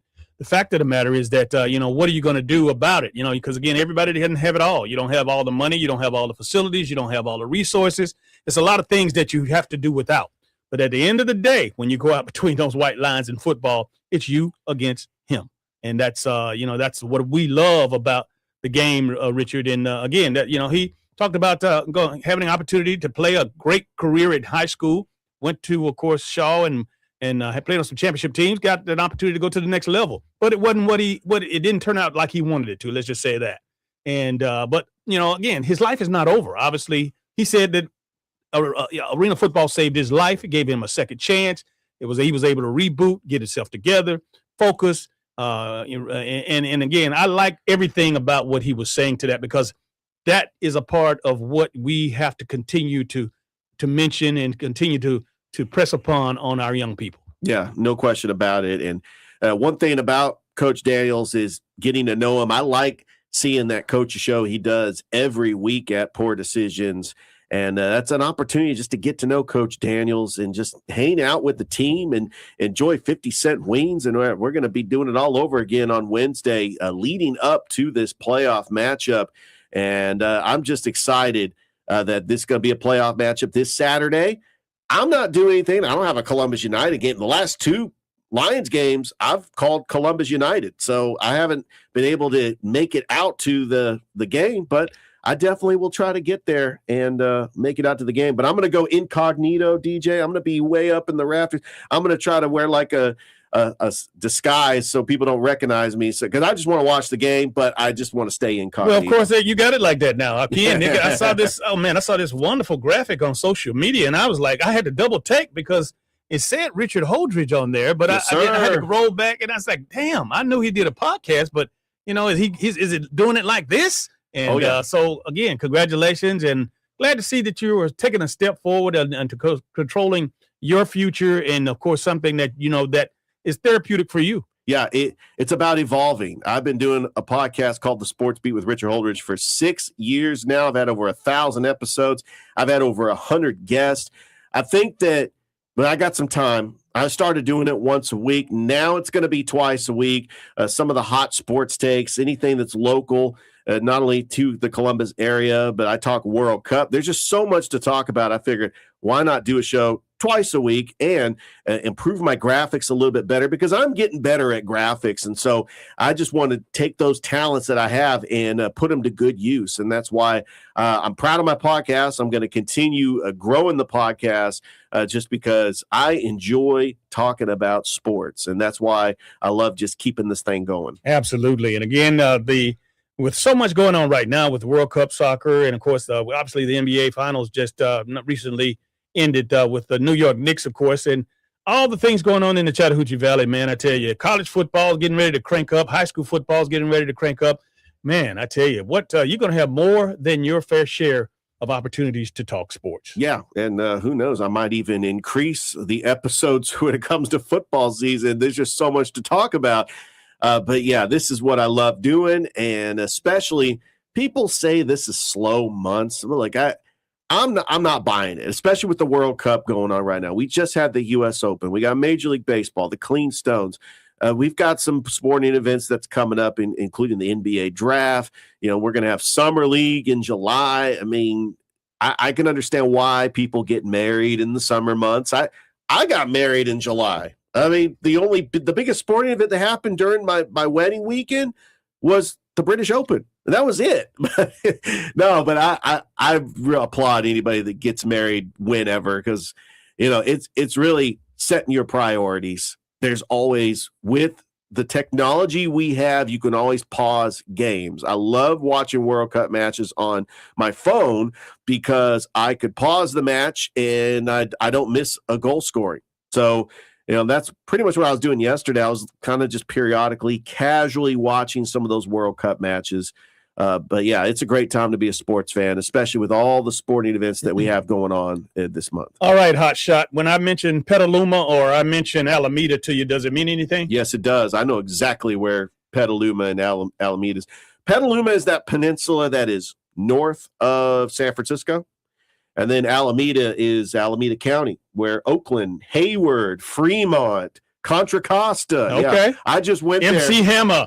I live by Hammer's house. He actually had in front of the gate Hammer time. Oh, yeah. You and Hammer hung out together. You guys used to drink Pepsis together, right? My dad used to work at Fremont, and he used to see MC Hammer and his crew in a local restaurant. When you go out on his lunch breaks, he would end up seeing MC Hammer, and he would recognize him because he was wearing the Hammer pants.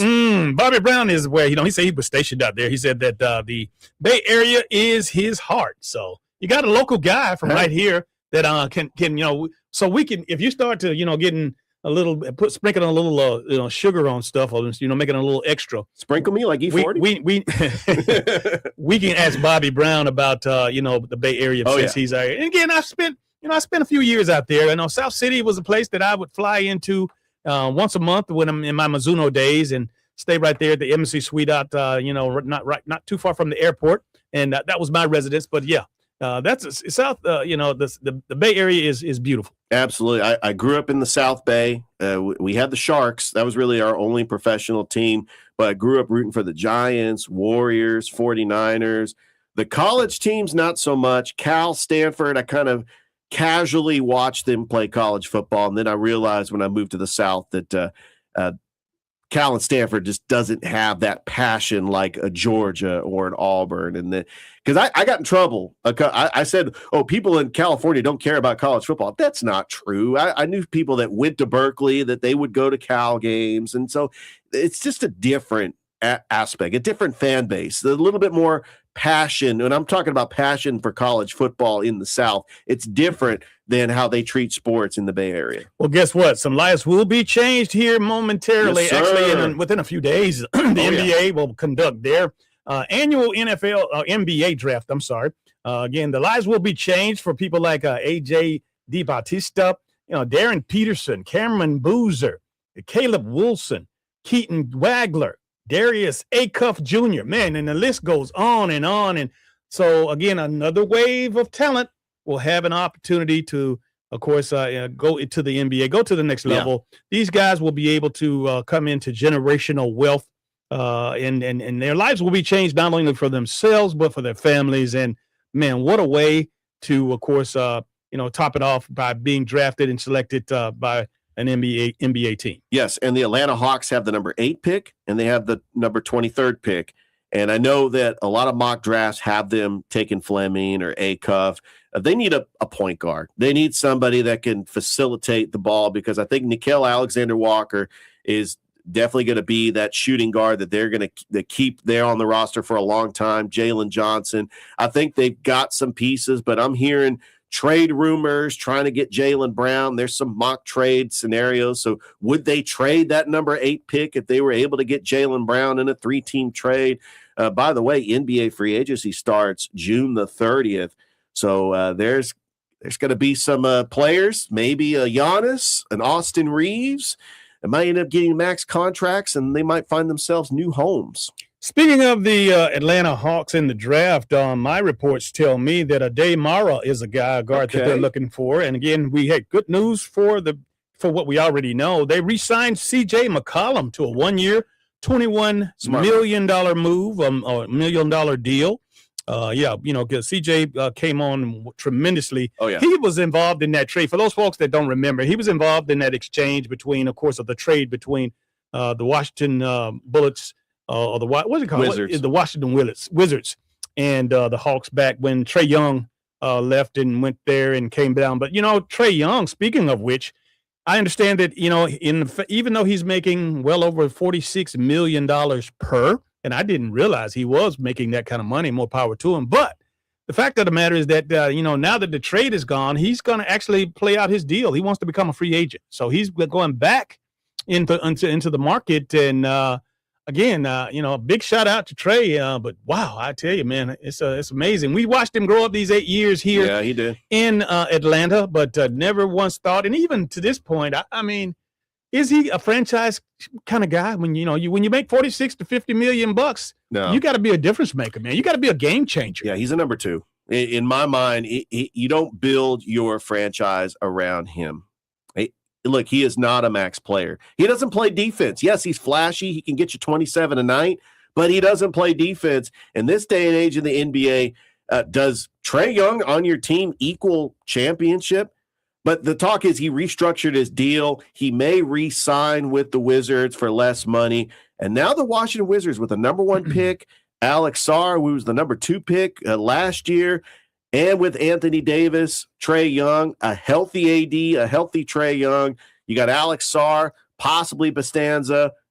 That could be a playoff team in the Eastern Conference. But you know me, I got a bunch of hot sports takes, so I don't know where Trae Young could go. If the Lakers don't re-sign Austin Reeves, does he play alongside LeBron and take less money and go to the Lakers? Speaking of LeBron and less money and Luka, do you think that that's something that that LeBron's staying? LeBron, you think he's staying in LA? He's staying in LA. He's going to make it work with him. Luka, Bronny James is still going to be on the roster. I don't know if Austin Reeves is going to sign. I don't think the Lakers can afford him if he takes a max deal. And I actually think that Trae Young takes less money and goes to L.A. and plays alongside LeBron and Luka. DeAndre Ayton could be a possible guy that goes out of town. Do the Hawks try to go after DeAndre Ayton? Because I don't think they're going to re-sign Jonathan Kuminga.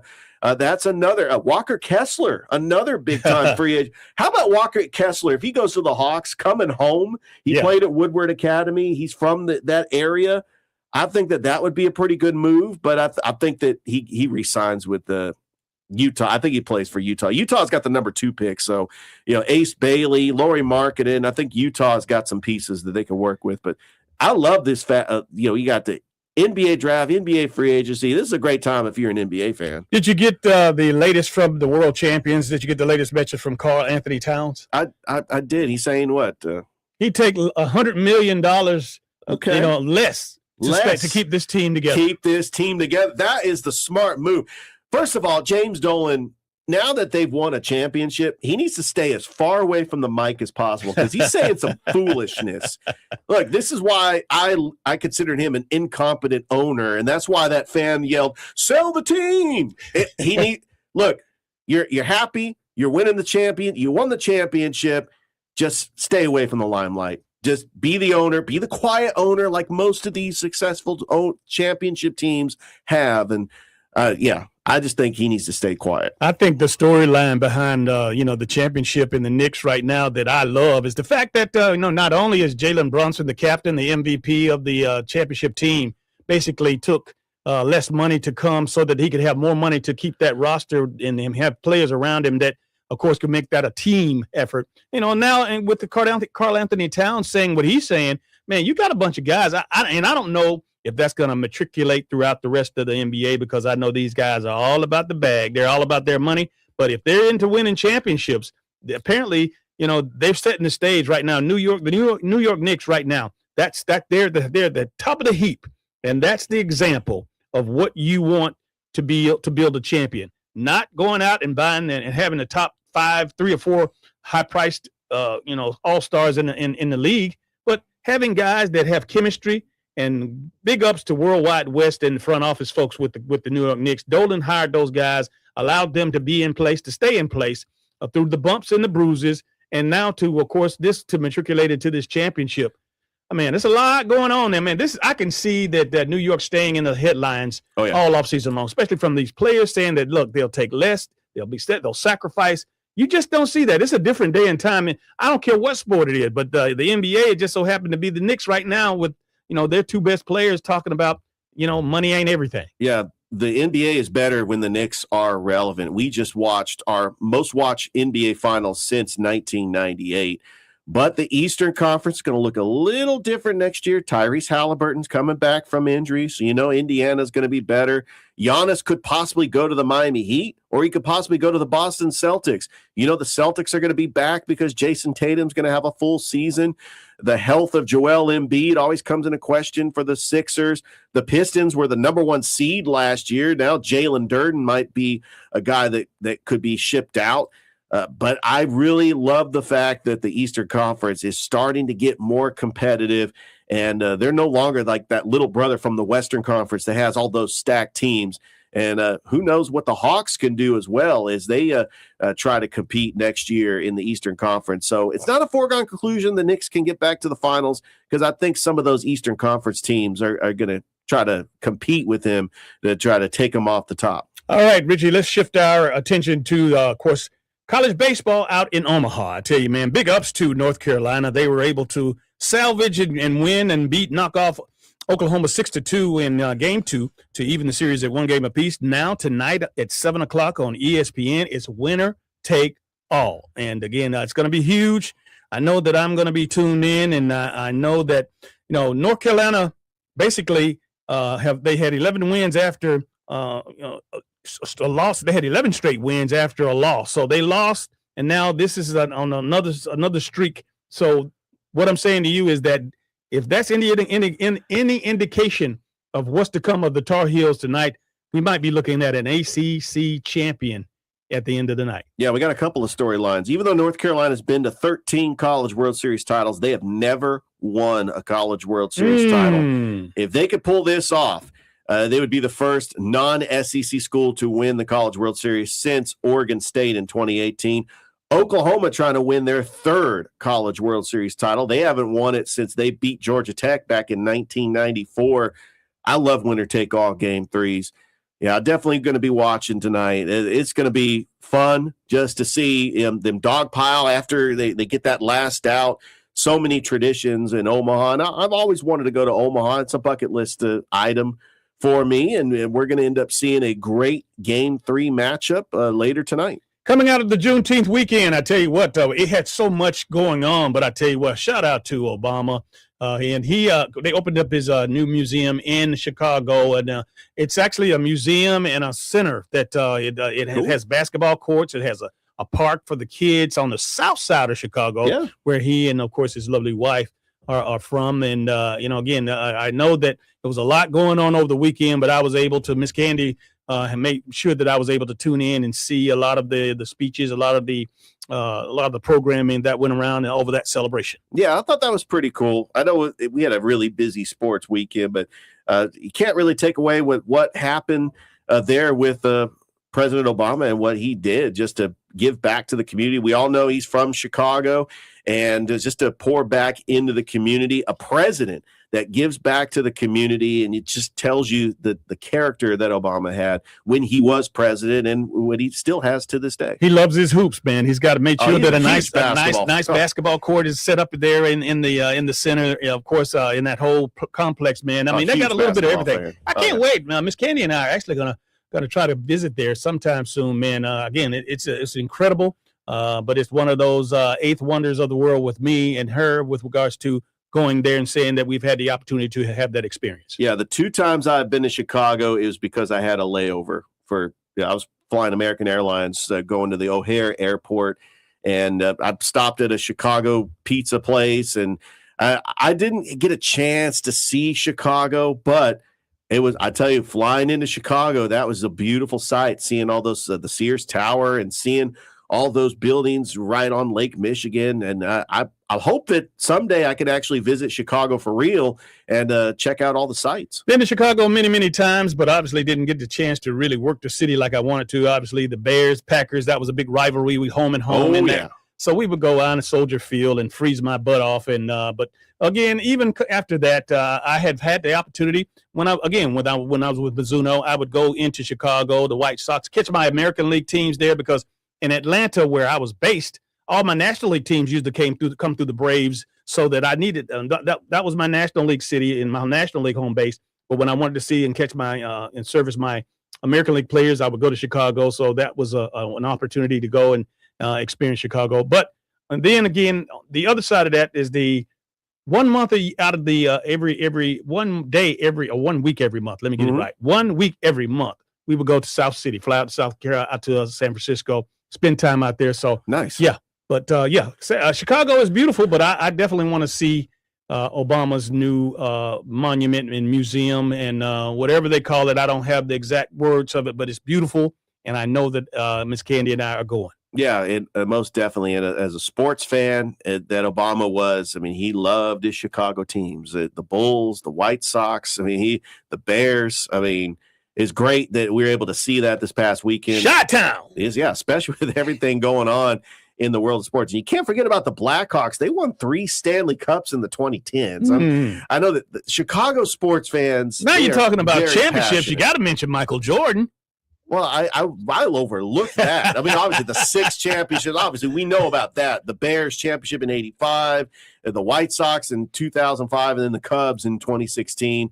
Yeah, I know that Chicago fans, anytime their team wins a championship, it's special.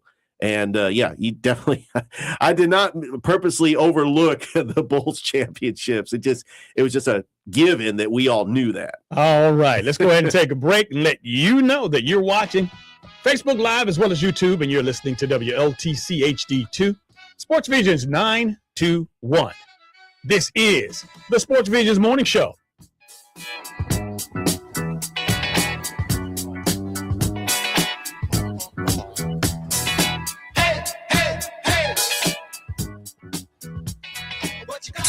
If it's local, it's on the Sports Visions Morning Show with former Georgia Bulldog DJ Jones and Thrift Barringer. Lori's Furniture Express, your express way to saving. Did you know that Gorey's Furniture Express sells rugs? They do, and they have all colors and sizes for every room in your home. You can get a 5x8, an 8x10, and even room size 12x15, and they've got hundreds to choose from. And that's only at Gorey's Furniture. You're gonna love this place. Alabama Highway 169 in Opelika. Progressive knows you've got plenty of things to worry about. What time does the kids' practice end? How long has that check engine light been on? Are takeout containers microwave safe? So the last thing you should have to worry about is what to do if something unexpected happens on the road. That's why if you're ever in a major accident, Progressive's accident response can detect it and send help. It's just one less thing to worry about. How long does chicken last in the fridge? Progressive Casualty Insurance Company and Affiliates. Limited availability in California. Driver is responsible for emergency and towing charges not covered by the policy. Some of the best sounds you'll ever hear are generic. Safe. Effective. even money saving, just like FDA-approved generic drugs. Even if they don't come in the exact same color or shape as their brand name equivalents, they have the same key ingredients and go through a rigorous review process. Talk to your doctor or pharmacist today and visit fda.gov/generic drugs. Generics are safe, effective, and can save you money. You'll like the sound of that. All kids dream about what they want to be when they grow up. But too many kids don't have the chance to realize their dreams because of a car crash, a fire, a drowning, or some other tragedy. Did you know that preventable injuries are the #1 cause of death for children in the United States? But the thing about preventable injuries is they're preventable. There are little things we can do so kids can grow up to do big things. Learn more at safekids.org. This message is from the U.S. Department of Veterans Affairs. VA sends a weekly email to over 13 million veterans that's jam-packed with amazing resources. Subscribe for free at va.gov/vet resources. You're waking up with a Sports Visions morning show on Sports Visions 92.1. Now back to former Green Bay Packer DJ Jones and Thrift Barringer. Welcome back to the Sports Visions morning show. DJ Jones and Richard Holdridge in the building. Happy belated Father's Day, and I know it's not too late because obviously I'm going to make sure that Father's Day will extend into the week, Richard. Obviously that one day is just not enough, and in the fact that we had to share it with so many other things. You know, we made mention of the opening of the Obama Center, and then we talked about the World Cup in New York, and then the U.S. Open, by the way. Congratulations to Wyndham Clark. He won his second U.S. Open, and he won it by a stroke. It went a wire-to-wire finish. But I'm gonna extend Father's Day, of course, according to the Sports Visions Nation, at least another couple of days. What do you think? Oh, yeah, I like that idea because definitely I can go get my kids to take me out to eat again. So how was it? I mean, how did you guys spend the day? Oh, yeah, we had a great day. You know, we went to church. We went and got something to eat after church, and then we didn't want to eat out twice, so we went and we cooked a meal and had just a nice quiet evening, just chilling at the house, and you know, and the kids they're binge watching the Toy Story movies because they want to go see Toy Story 5. And I'm like, they want to watch all 4 Toy Stories before we go to the theaters to see Toy Story 5. And you're like, you realize you can watch Toy Story 5 and not have to watch the first 4.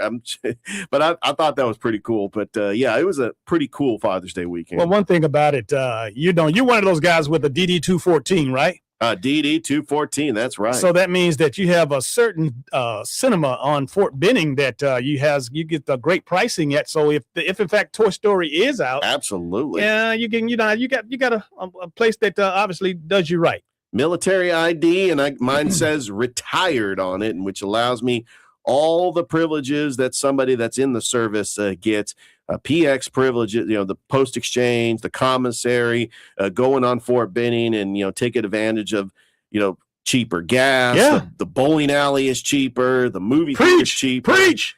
I'm taking advantage of it all. I tell you what, though, it didn't come easy, man. You put in 24 the hard way. Yeah, I know. And I reflect back. I'm a guy that reflects back, and, sometimes I still get into that military mode. I mean, I run into like people that are still serving, and we kind of chop it up, and we've got stories like, oh yeah, I missed this and I missed that. But in reality, I don't miss anything because I'm just living my best life. And this was the goal that I wanted to get to, was to retire. And I was proud of the service I had, the 23 years of service in the Army National Guard. Good deal. Good deal. Hey, coming up in just a little bit, you might want to make room for this. Of course, the winner of the prestigious Georgia Athletic Directors Association, GHSA Class 2 Directors Cup, is Columbus High School. And you know what?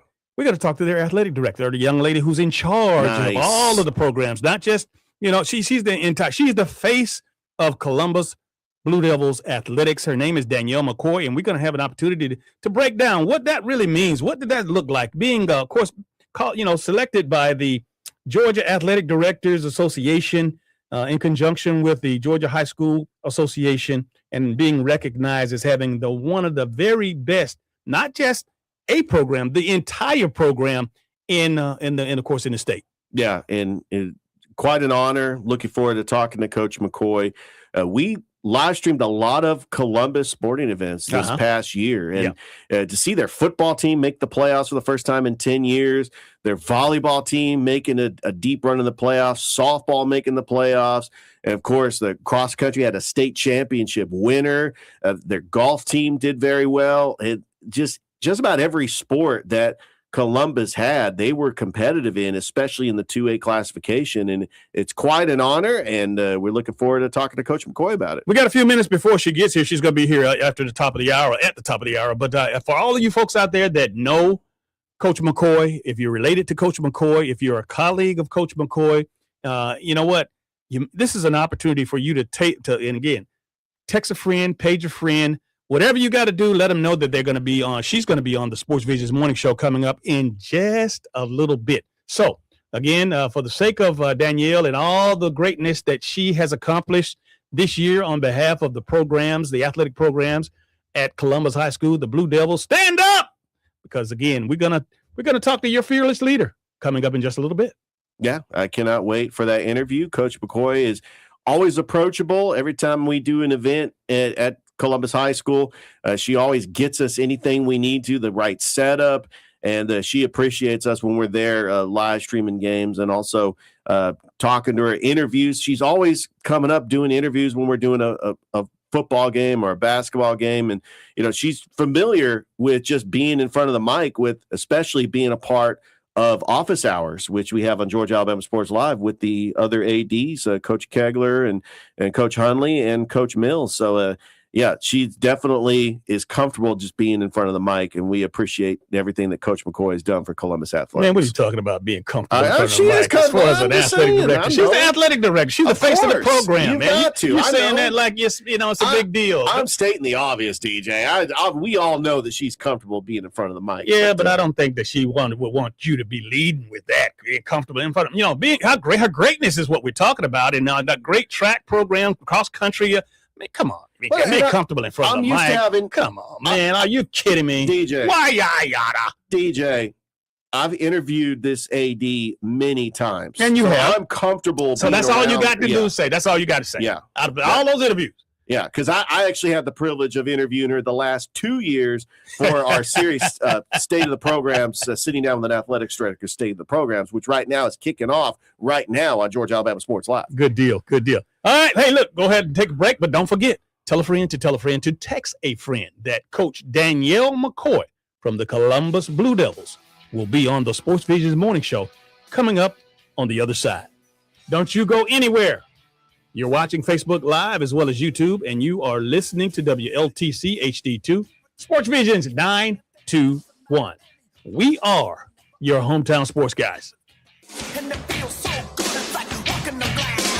It's so cool, so hip, it's alright. It's so groovy, it's out of sight. You can touch it, smell it. Stay tuned. More local and national sports coverage next on the Sports Visions Morning Show. Sports Visions 92.1. Come see the new Sun Chevrolet at 5730 Whittlesey Boulevard. Columbus showed up. Now Sun Chevrolet is giving back. Together, let's drive. Buy gold and put some silver in your pocket. I know what you're thinking. Everything's expensive right now. How am I going to buy gold? It's Ron Paul. Nowadays, a lot of things are out of your control, but there is something you can do right now to diversify your retirement, and it doesn't cost you anything out of pocket. My friends at Birch Gold Group will help you convert an IRA or 401k into an IRA in gold, a time-tested hedge against inflation. Plus, in honor of America 250, Birch Gold is going to give you a special America 250 1-ounce silver round for every $10,000 you purchase by July 2nd. Text the word SECURE to the number 989898 to get a free info kit from Birch Gold and claim eligibility for this limited time offer. Again, text the word SECURE to 989898 today. I'm Shanola Hampton. Every day, millions of people face hunger. Today, I will share with you some of their experiences. I'm stuck between paying for medications or paying for food. John from Maine. After paying my bills, I can buy groceries. It's sad to say, food comes last. Alice from Oregon. I thought pantries were for less fortunate people, but anybody could be less fortunate in a day or even a second. Claire from Virginia. The Feeding America network of food banks helps provide over 6 billion meals to people in need each year. No one should have to worry where their next meal will come from. Together, we can end hunger. Learn more at feedingamerica.org.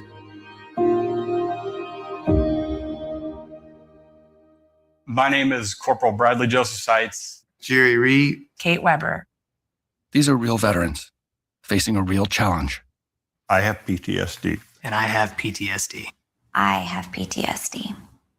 Post-traumatic stress disorder can happen to anyone, I was still in a war zone in my mind.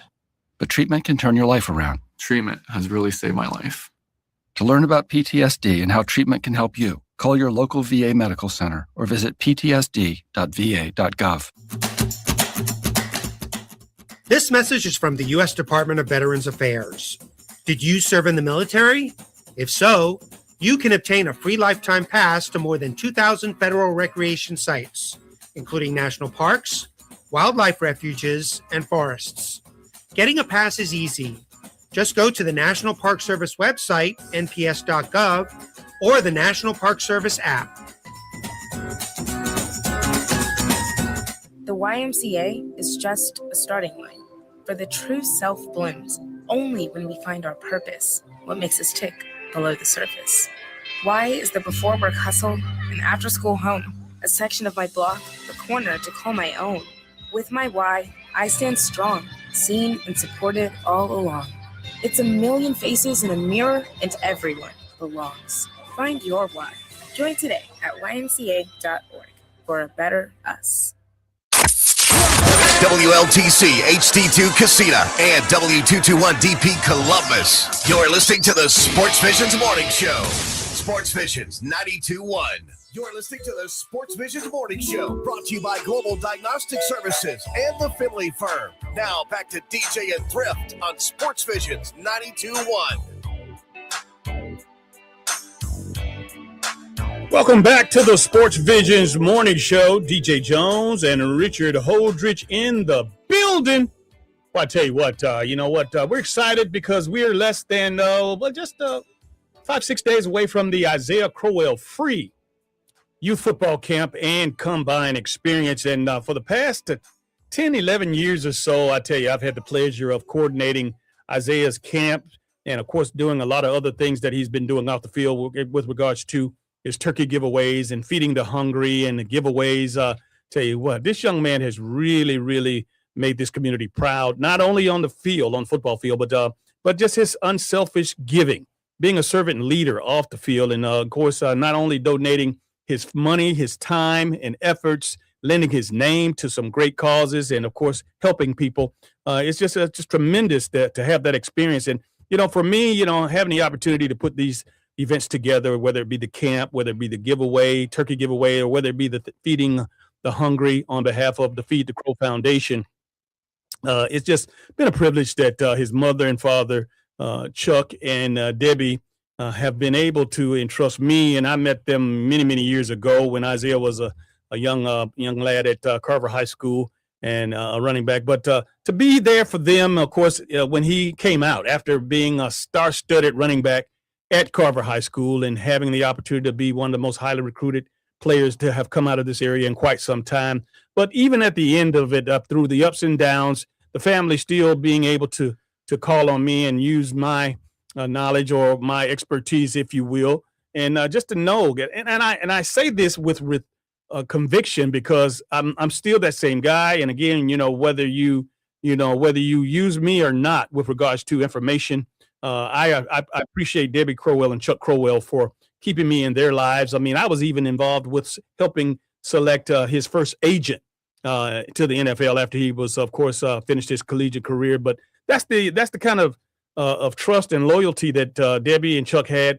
and not only myself, but the things that I had been involved in. And they said, okay, so they like, we've never played football. We've never gone to a major college. We never had to make a decision. There's so many things. And, a lot of parents in this area who have these kids now, you got a lot of people that are now starting to be a part of those decisions. And I'm not saying that, you don't have I'm not saying I know everything and I check all the boxes, but when you want to do something or you think that you want to accomplish something, like go to college and play professional football or whatever that may be, go through the recruiting process, you would want to take, I guess, if you had a choice, somebody who's actually done it. I mean, because again, getting information from people who don't have no experience, that's like going to see about that bad tooth, and the guy doesn't have his license to practice dentistry, or needing open heart surgery, and that cardiologist or whoever is the heart doctor, it doesn't have the credentials. I mean, what sense does that make? Yeah, absolutely. You're 100% true, DJ. And what better way, Isaiah Crowell pouring back into this community, not only with his football camp this upcoming Saturday, but his turkey giveaway, his Thanksgiving turkeys during the holidays. And we appreciate Isaiah Crowell and everything he's done for this community. All right, let's go ahead and bring her up. We do have her. Her name is, of course, Danelle McCoy. That's Coach McCoy from Columbus High School, the Blue Devils, I tell you, man. And we're so excited. We're super excited because of what, of course, the Columbus High School athletic program has been able to do. They won the prestigious Georgia Athletic Directors Association, Class 2A, Georgia High School Association Directors Cup. Please help me welcome Danelle McCoy. How you doing, Coach? Good morning. I'm good. How are you?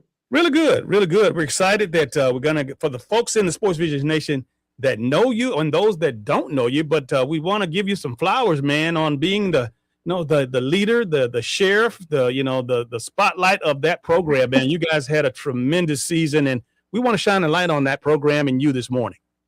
Thank you. I really appreciate it. Yes, we did. We had an awesome season this past year. It was my first year, and being able to watch the kids grow and mature and, handle the adversity that sometimes comes along with sports, but still come out on top. It was great to see and watch. Danelle, I know that, there's a lot of folks that know that you're the AD, the athletic director at Columbus High School, but there's a lot of people that don't know, and they're looking in shock right now. And like, that lady's the athletic director. Where did she come from? Why don't we do this? Let's go ahead and take that part out of it. Let's let them know where you went to school, where you grew up, and of course, what opportunities led you to this AD position. Yeah, so I'm originally from Louisville, Kentucky. I have my bachelor's in athletic training from Eastern Kentucky University, and that's how I ended up in Columbus. I did the athletic training fellowship with Houston and got my master's in education at CSU. And then I applied for the job at Columbus High School, got the job, and here I am all these years later, still working at the school, still in the community. Like I said, I'm not from here, but Columbus is home now because I've been around for so long, and I'm just excited about the growth and the things that are happening in sports in Columbus. Yeah, no doubt about it, Coach. I'm glad that I've gotten to know you over the last couple of years with the many interviews that we have done. It's quite an honor, but it's a team effort. I do want to start with your champions, and I hope I get everybody because it really started. You're also the cross-country coach. You had a very special runner, Olivia DeQuatro, and ended up winning the individual state championship. You had two golfers, Allie Wynn and Monty Thakor, who won the individual championships for golf. And, of course, for team sports, Coach Haley Hardage winning back-to-back cheerleading championships. Did I get them right? Were those all the champions? Were there any other champions? On the girls' side, that's all of the champions, yes. We had some individual champions in track. Kelby Mills won the 800, and then Olivia DeQuatro won, I think the 3200 is what she won. Oh, so she's a two-time state champion. Okay. Yes. And Awesome. Also back-to-back All-American. Nice. Coach McCoy, let me ask you this, because I don't want to shorten you at all, because not only did you get the overall prize, but you also had the distinction of having the best girls program as well. Am I correct? Correct. Yes. So talk about the differences of those two, because I don't want them to all lump them. Those were two individual awards that you guys were recognized at. So kind of differentiate those two. So you have the girls awards, which is specifically for how your girls teams do. Then you would have the boys awards, and then they total up the points for the overall program. And so that's how we were able to win that. On the boys side, we had the boys cross country team that won state, and then the swim team placed pretty high at state. I think they got fifth. And then tennis was the state runner up, and then on the soccer side, the boys soccer made it to the final four. Good deal. Good deal. I tell you, man, did you say this was your first year as the athletic director? Yes. 1 year, all of this? I mean, goodness gracious. If they would have known that, they probably would have hired you a long time ago. No, I know you had, how long had you been the assistant AD? I was the assistant AD for 3 years. 3 years? Okay. Yes. Okay.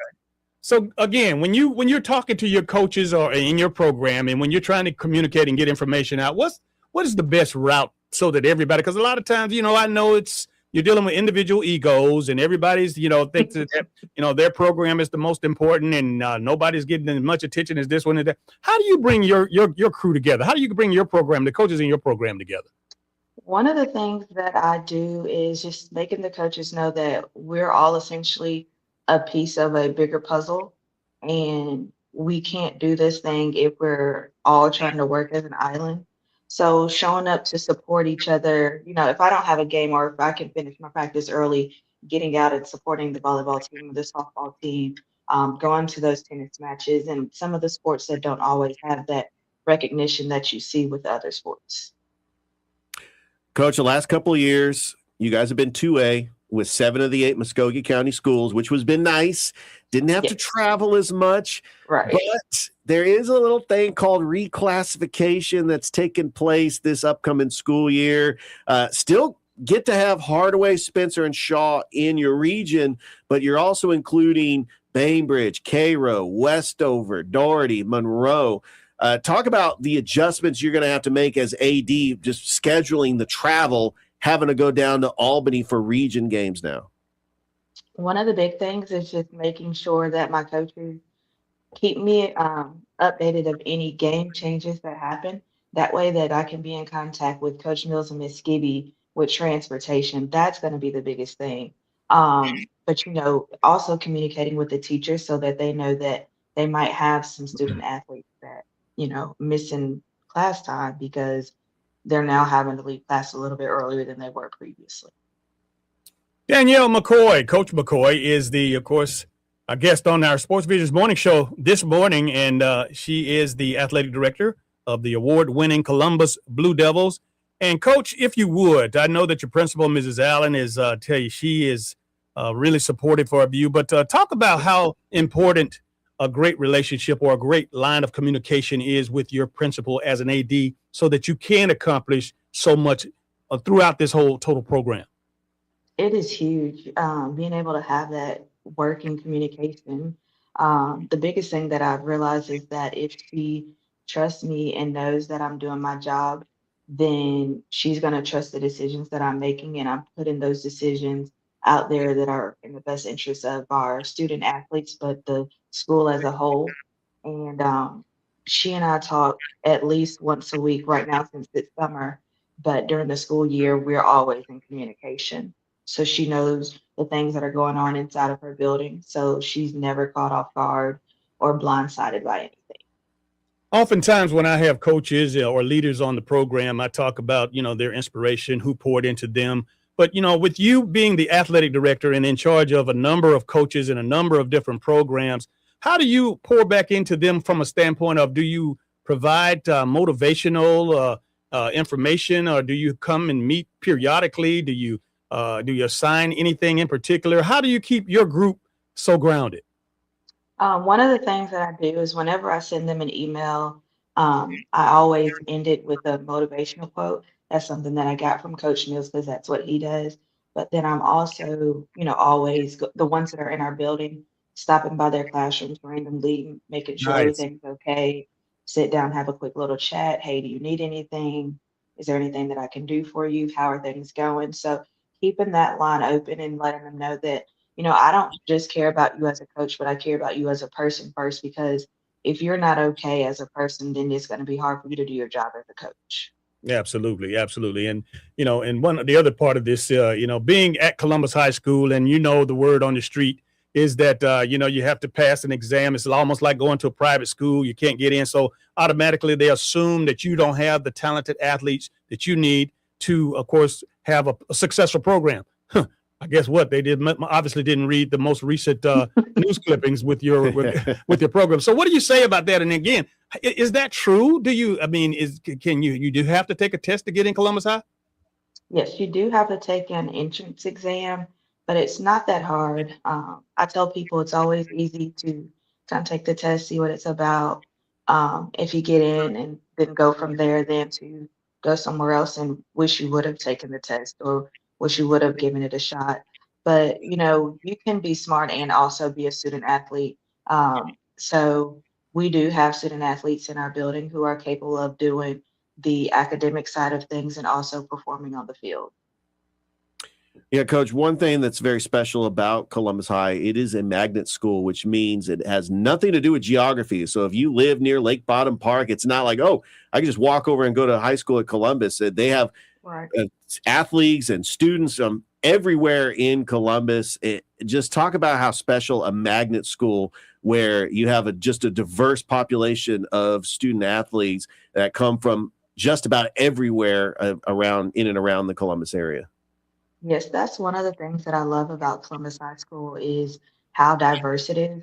One of the things that I tell people is one of the things that you just said is we have student athletes, students in general that are from all over the city, from one side to the other. And I think being able to have that experience and being exposed to diversity early helps you because when you go out into the world, whether you go to college, whether you go to the military, whatever it is that you choose to do after high school, you're going to be exposed to diversity. So having those experiences earlier in life teaches you how to handle that later in life. Danielle McCoy is our guest this morning, and she is the athletic director of the Columbus Blue Devils, and they have most recently been blessed with the prestigious award, the Georgia Athletic Directors Association, GHSA Class II Directors Cup.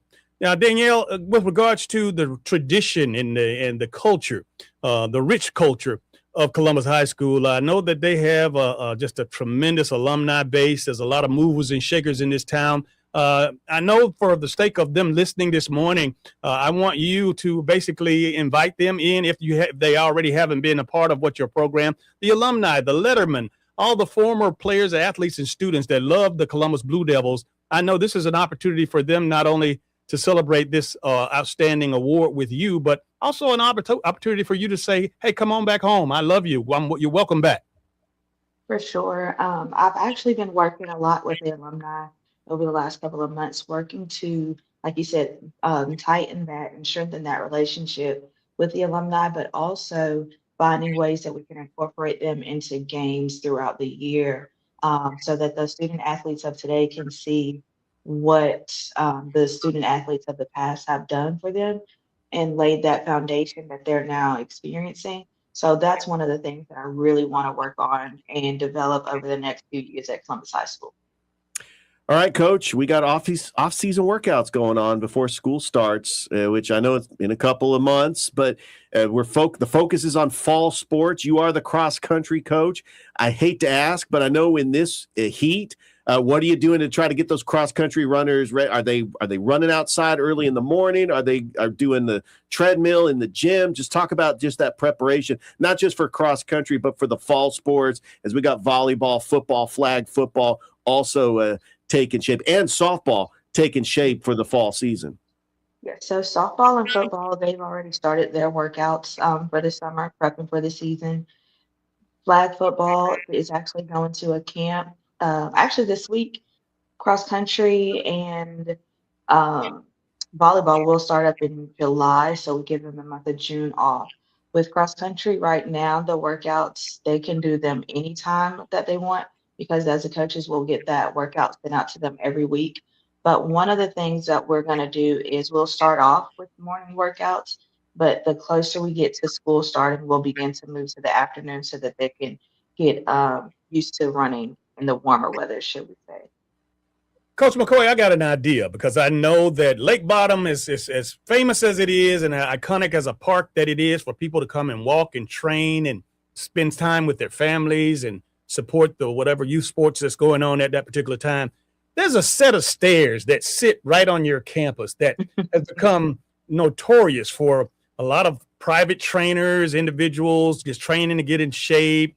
Is there any way that you could get a little small fee for everybody that use those stairs? Because I think that will put a nice little bag in your donation collection for your athletic program. Is it any rules to regulations to that? You know what? That's a good question. I'm gonna look into that. Yeah. You know what? Because again, I mean, it's iconic. It's everything on social media. People, I mean, they don't have a problem showing how, they go over there and run those stairs to stay in shape. I mean, men, women, children, pregnant wives. I mean, it's unbelievable how whether they're walking the steps. I mean, do you use that for your athletes as well? Oh, for sure. Might not be their favorite workout, but we definitely get stair time in. Good deal. While we're talking facilities, and I guess that's making those stairs a part of your facility. That baseball field that you have over there, man, I tell you, it's one of the few, turf fields in the city that can withstand these torrential downpours, that we've had here in recent. I know baseball is pretty much hadn't come to a head, but even during the season, I mean, what a godsend. I mean, that field has been dedicated to and donated by someone. I want to give you the option or the opportunity to make mention of them because, again, that's a brilliant idea, and I think we need more facilities like that in the city. Yes, the field is the Randy Jordan Field, and it is definitely, like you said, a godsend. In the spring and in the fall, we get those random bursts of rain, and we're still able to hold our games as we were originally scheduled. Even right now, softball's on the field in the morning, football's on the field, and flag football also uses the field. So it's also a space that we can use for other sports because we don't have we don't have a football field that is just strictly for Columbus High School. So having that Randy Jordan Field is something that is actually beneficial, and it's helped us out, and it's come through a lot throughout the years.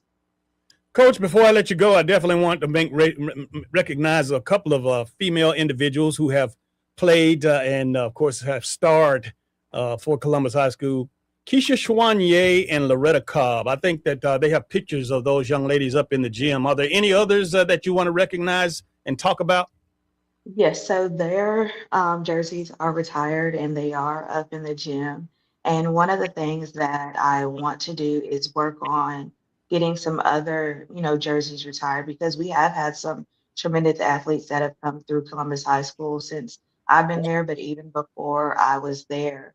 Megan Clark was a runner for Columbus High School, went on to Duke, was a pole vaulter, and went to the Olympic trials. We've got Tatiana Wyatt, who came through, was a volleyball player and a basketball player. Araya Copeland was another one who was a tremendous basketball player, went on to play for the University of Alabama. So, being able to recognize those student athletes who come through Columbus High School and gone on to do great things at the collegiate level, we do want to make sure that we're able to give them the honor and support and recognition that they deserve. Yeah, and I do want to make mention that Wyatt and Copeland won a state championship in basketball in 2017 under Coach Joe Sharon. Yes. Brittany Floyd is another one that was also on that team and went on to run track at UAB. Good deal. That's awesome. Good deal. Coach, in closing, I want to give you an opportunity to speak to the Sportsvisions Nation and those Blue Devils and those other supporters that want to donate you and that support you, obviously, for the great job that you've done, and to congratulate you once again. I want to give you a few minutes to kind of thank them and whoever that you want to thank, and give a shout out to whoever you need to give a shout out to. Yes. First of all, I want to thank you all for having me on this morning, but I also want to thank the other ADs that are in the city who are always answering my questions. I'll call and say, hey, I have a quick question. And it might not always be a quick question, but for taking the time to answer my calls, as well as Coach Battles and Coach Mills for, sitting down with me and answer my questions and giving me, guidance and support that I've needed along the way, as well as Miss Allen. But the community as well, because we know that the community, they're the ones that are showing up for the student athletes and the parents for driving them around and doing the things that helps drive the machine of athletics, and for, all the support and recognition and the people coming out and broadcasting the games throughout the years. That really means a lot. Well, Coach McCoy, we certainly appreciate you stopping by this morning. And I tell you, man, congratulations and keep doing your thing. We're proud of you. Thank you. All right. Have a great rest of your morning. Thank you. You too. All right. That's Coach McCoy. I tell you what, she just is mild money. She's the same way all the time, even keel. That's what I mean. I wonder if she coaches like that. She probably curses and screams and jumps up and yells. And, anyway. But anyway, she's tremendous. I really appreciate, the work that she does, the work that she's put in. And I'm glad that she was able to come on in and just, reintroduce herself to the Sports Visions Nation. Yeah, no question about it. Well deserved. We had the chance to live stream many Columbus sporting events, and she's always approachable. Every time I'm either in the gymnasium or at Randy Jordan Field or calling a Columbus high school football game, I always enjoy those conversations having with Coach McCoy, and it's definitely a proud moment for the Columbus Blue Devils. As a media person, obviously, we love and respect that end of these coaches. So she's very approachable and doesn't have an attitude, is not petty, and she doesn't take it too serious. I mean, she just understands how to get along with people and how to communicate. She understands that in order to be successful, that you have got to communicate with your not only your coaching staff, but just the media, the public, and just the way she approaches everything. I mean, it's top notch, and that's why that they have all the success, because she has just a great support staff behind her as well. Good deal. Hey, coming up next, all this rain has raised havoc on all of these sports fields around Columbus, Georgia. That's the ones that have grass and dirt, if you know what I mean. We got a guy that just so happens to work for the Columbus Clingstones. He's the director of their field operations, and he keeps that field nice and smooth. Brendan Seaver up next on the Sports Visions Morning Show. Don't you go anywhere. We'll be right back after this.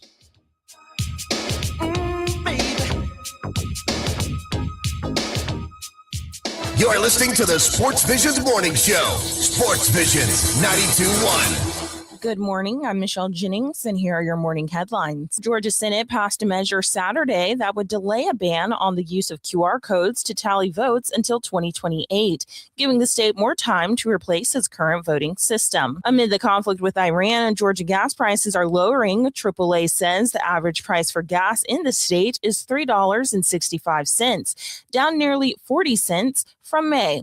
The national average currently stands at $3.94. Researchers with the East Alabama Health and Internal Medicine Residency are using sensors to gather data they hope leads to safer ways for healthcare workers to do their jobs and reduce wear and tear before bigger issues occur. From WRBL News 3, I'm Michelle Jennings. Good Monday morning. We're off to a mostly cloudy and humid start with temperatures in the 70s. As we go throughout the day, cloud cover is going to be slowly starting to move out, a little bit more partly cloudy this afternoon with high temperatures in the low 90s. Heat index values closer to the upper 90s. We're watching for late night showers and storms moving into the area, and by your Tuesday morning, low temperatures are going to be falling back into the 70s with a quieter forecast ahead as temperatures warm into the 90s this week. To get the full story, visit sportsvisions921.com and click on the WRBL tab. Sportsvisions 92.1. Carbon monoxide is a colorless, odorless gas that can be fatal.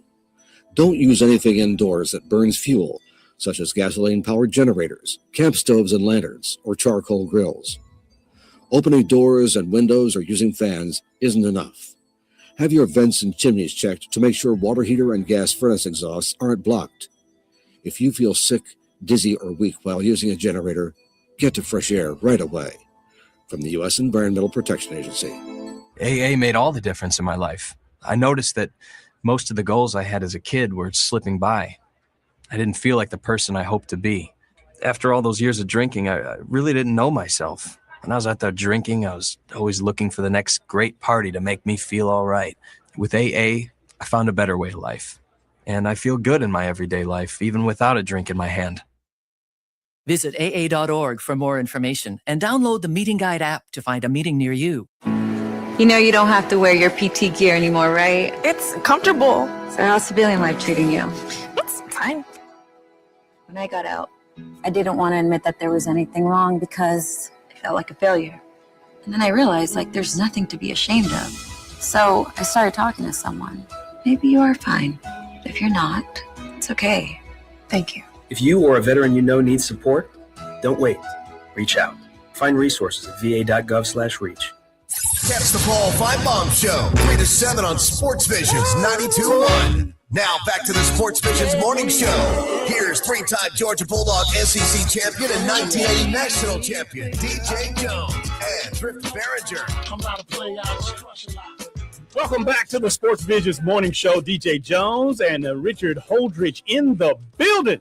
We're broadcasting from the PMB studios in beautiful Midtown Columbus. Big ups to Danielle McCoy's terrific, fantastic information that she was able to share with us. And Kendall Mills, we hear you out there, buddy. Thank you for, I know that you said that you enjoyed the interview. Thank you so much. And again, she is a gem. I tell you, man, again, to have a young lady like that, just a personable, great personality. Like I said, just, she's a communicator. She gets it. And I can see why this award goes to that program because, again, your leader, the person that is your AD, when you can rally behind him and when he comes in and makes suggestions, not that he's this boss wagging this finger or her finger, they have information to share with you, and those coaches receive it. Those coaches and assistant coaches, that's what it's all about. And I tell you what a tribute to the alumni and, of course, all of the folks that love Columbus Blue Devils, man. This is quite an award, and I know that you guys share this award with,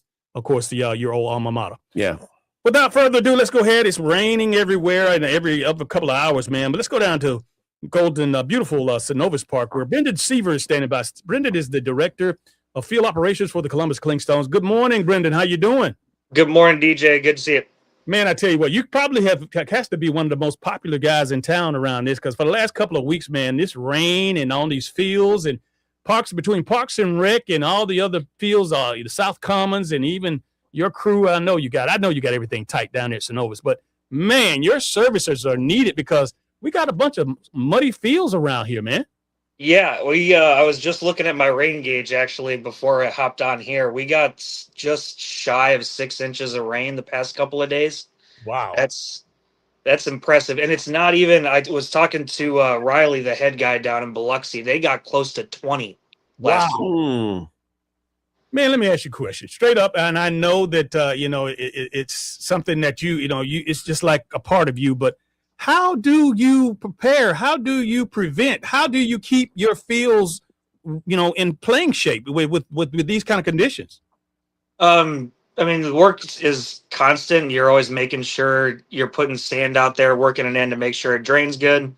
After this past series, I kept taking care of the infield dirt. So after all that rain we got Thursday night and Friday morning, when I came in Saturday morning to work, that infield was game ready, and I actually had to water it a few times. So just staying on top of it helps the longevity of it and making sure that it can handle all the rain that it gets. Yeah, Brendan, I know there's not a big difference between grass and turf, but I know the Clingstones were on the road this past week. Wait. You say it's not a big difference between grass and turf? DJ, what do you mean? There's a little bit. Okay. A little bit. Yeah, I was trying to make my point. I apologize for that. I was trying to make a point that Clingstones were on the road. I was actually at AJ McClung, which is a grass field for the soccer team, and they had a monsoon, a downpour about 2 hours until kickoff. But what they do have drainage system on the side of the field. So even though it's a grass field, they do have a very good drainage system. If it clogs, it's just a big giant puddle. But they were able to cover the drainage, and then when the rain stopped, they just let everything just drain off the field. What are some of the techniques, whether it's grass or turf? I know they're both similar, but they're also different. Talk about just the type of techniques based on a grass field and a turf field. That's all construction, so everything is, if you ever watch a field be built, there's a guy walking around with a laser every couple of feet. The field we have currently here is graded at 0.5%, which when you look at it from the seats, it looks completely flat. It is not. So all of that water sheds towards the outfield. And we have, it's close to the same for turf fields as well. There's drainage lines every 10 to 15 feet. So as soon as it gets below that surface that you can't see it anymore, there's a tube basically that takes it out of the stadium. Wow. I tell you what, that was a big deal prior to Synovus being reconstructed and Golden Park actually, in place. And the reason why it wasn't used in many, many years is because, again, the drainage problem. I mean, here's one thing to have a professional minor league baseball team there representing your city. But when you got, millions of dollars invested in players and talent, a lot of those teams that they didn't justify, or they couldn't justify the kids playing in Columbus on a field like that because their safety is comes first with regards. And if the water is, ankle deep in the outfield, that's not a safe place to play. Yeah, and it's not always, it doesn't always come down to whoever's taking care of it. A lot of times fields just get old. This field has a 15-year life cycle basically. Right. And then we're going to start over because it gets built up and it gets thatchy and it loses the ability to drain as well as it should. And then you just have to start over. And it is a big cost to have to do that. So that's why a lot of municipalities have a hard time doing it as often as, say, we would with different capital investments. Brendan, in your architectural mind, in your artsy mind, if you will, can you paint a picture for us to understand how that baseball diamond at Synovus Park is constructed, and then where the drains are? Is there a little incline how does the water drain off of that field if you didn't have the tarp out there at all? Yeah, so the infield grass is completely flat. That's set by the PDL standards, and everything off of the infield grass is a 0.04, 0.05 decline. You got the grass layer that everybody can see. Below that, I've got probably 1.5 inches to 2 inches of organic layer, which is the roots and everything like that. And then 10 inches of just straight sand. And below that is gravel and drainage. So as soon as it gets below probably that first 2.5, 3 inches, it's gone. It's out of the stadium very quickly. Brendan, I do want to mention June 9th, because I remember this date because that was when Argentina was playing that friendly at Auburn. I was actually at the Clingstones game. In fact, we are actually up in the suite. We were getting ready to watch the game, and then we saw that the tarp came out, and I know that was a judgment call. You guys had a great team that got that tarp out quickly on the field. But talk about what some of the decisions that went into canceling the game. I know that there was a hard downpour, but was it because of future forecast, or they actually made the announcement around 9:00 at night? Or what are some factors that go into just completely canceling a game compared to trying to play it late? And how late can they play games? I don't know if there's a cap on it, but I know once we get past 9:00, the league says it's a 7-inning game. So at that point, it's, do we play a 7-inning game at 9:00 at night, or do we play a 7-inning game tomorrow when the weather did look very good? And as far as, those decisions for that particular day, it's just, there was way too much uncertainty with the forecast to really make a judgment call. I mean, hindsight's 2020. You could sit here and say, it never really rained, but there was a lot of uncertainty with the weather pattern, and it was very unstable. We don't take that lightly, and I can tell you there's nobody that hates putting that tarp on more than I do, and I don't do it unless I absolutely have to. That thing is 1,000 pounds, and it is not good for the grass at all. So if it is on, it's because it's absolutely necessary. Brendan Seaver is our guest this morning on the Sports Visions Morning Show, and Brendan is in charge of the fields out down at Synovus Park. He does an excellent job. And by the way, for those folks out there, those coaches, high school coaches, or those booster club guys that take care of their little league fields or whatever, man, hey, he's just a phone call away, and he's always said that he's available with regards to being able to answer questions for you. Brendan, this is a two-part question. Let me make sure that I can say it in a way that you understand it. Who makes the call on if a game is canceled or not, and if in fact a team can't take batting practice or fielding practice prior to the game, is that grounds for cancellation? No, it's not grounds for cancellation. It happens a lot actually, where it's Georgia. It rains at 3:00 almost every single day during the summer. If they don't get their work in during the day, they're used to it. And decisions like that are between Pete Lavin and the coaching staff, and the umpires. They're the ones that make that decision. So you basically, you stay out of it. You just do what you have to do, and you and your crew, and then obviously those decisions come from upstairs. I'm the information guy. I spend my entire time looking at the radar, and if they have any questions about what the radar looks like or what the forecast is, they ask me, and it's just my job to give them information, and they go from there. Yeah, I notice I myself am guilty of trying to be a meteorologist when it comes to trying to see if these games are going to get played out.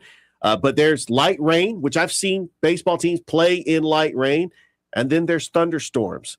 The 30-minute lightning delay. If there's lightning, I think is within 10 miles. It actually is 30 minutes, and every strike, it resets the clock. I know that you guys have the same policy for some of these high school teams that have these lightning delays. We don't, for us personally. I know GHSA is 10 miles, and we went through that with the state tournament. I go off of 5 just because there's so much stuff that misses us. I'm sure if I talk to Derek Kincaid, he wishes it was 10 for over at WTVM. But I run it, and it varies. If it's something that is gonna absolutely nail us, I'll go closer to 7 just so we have time to get the tarp out, so our staff is safe as well. So we're not waiting, till the last minute to put the tarp out, and then it's lightning everywhere, and then we're putting staff in danger as well as the players. Brendan, I know that you have all the resources, all the bells and whistles to keep your field straight down at Synovus. But we got some high school football coaches that, for the most part, really don't have the resources, and obviously don't have the equipment to maintain and keep their fields, healthy. So I guess is there any suggestion that you can make? I mean, because again, a muddy field, and once you start getting out there, and then on a watery, muddy, or even if it's grassy, obviously the grass, if it's wet and you're out there cutting and planting, you're going to be, creating, holes and spaces on the field. And what do you recommend to these guys as far as how they can keep their fields in decent shape, at least? The biggest thing is consistency. So consistently mowing and consistently doing everything you have to do, instead of, not just once a week, not just once a month, take a weekend or communicate with whatever service takes care of the field, or if it's the coaches that do it, just try to stay consistent with it. Because if you let the grass that we have down here, if you let it get super long and then chop it off, it's going to stay thin. The more consistent you are mowing it, the thicker it gets. Brandon, this is a 2-part question for you. How often are you out there mowing Synovus Park's grass? And what are some of the techniques that you guys try to get rid of the puddles? If there's unexpected puddles in the infield, what are some of the ways to get that ready for game time? So we will mow every single game day if we have the chance, if it's not raining, just for consistency for the players, just so they have we try to give them the exact same field every single day. And part of that is mowing every single day. If we have puddles on the infield, some high school coaches might not like this, but do not use quick dry. You will never find quick dry at a professional facility, because once you use it, you have to take it off. Or else the next time it gets wet, it turns into sludge. Oh boy. So it's the same material basically, but what we use is for top dressing. Yeah. That calcined clay soaks up water just as good as quick dry does, and you don't have to take it off every night. And then I've got a big turbine blower, and I'll just put that on whatever wet spot I have and basically blow wind at it and just crisp it out.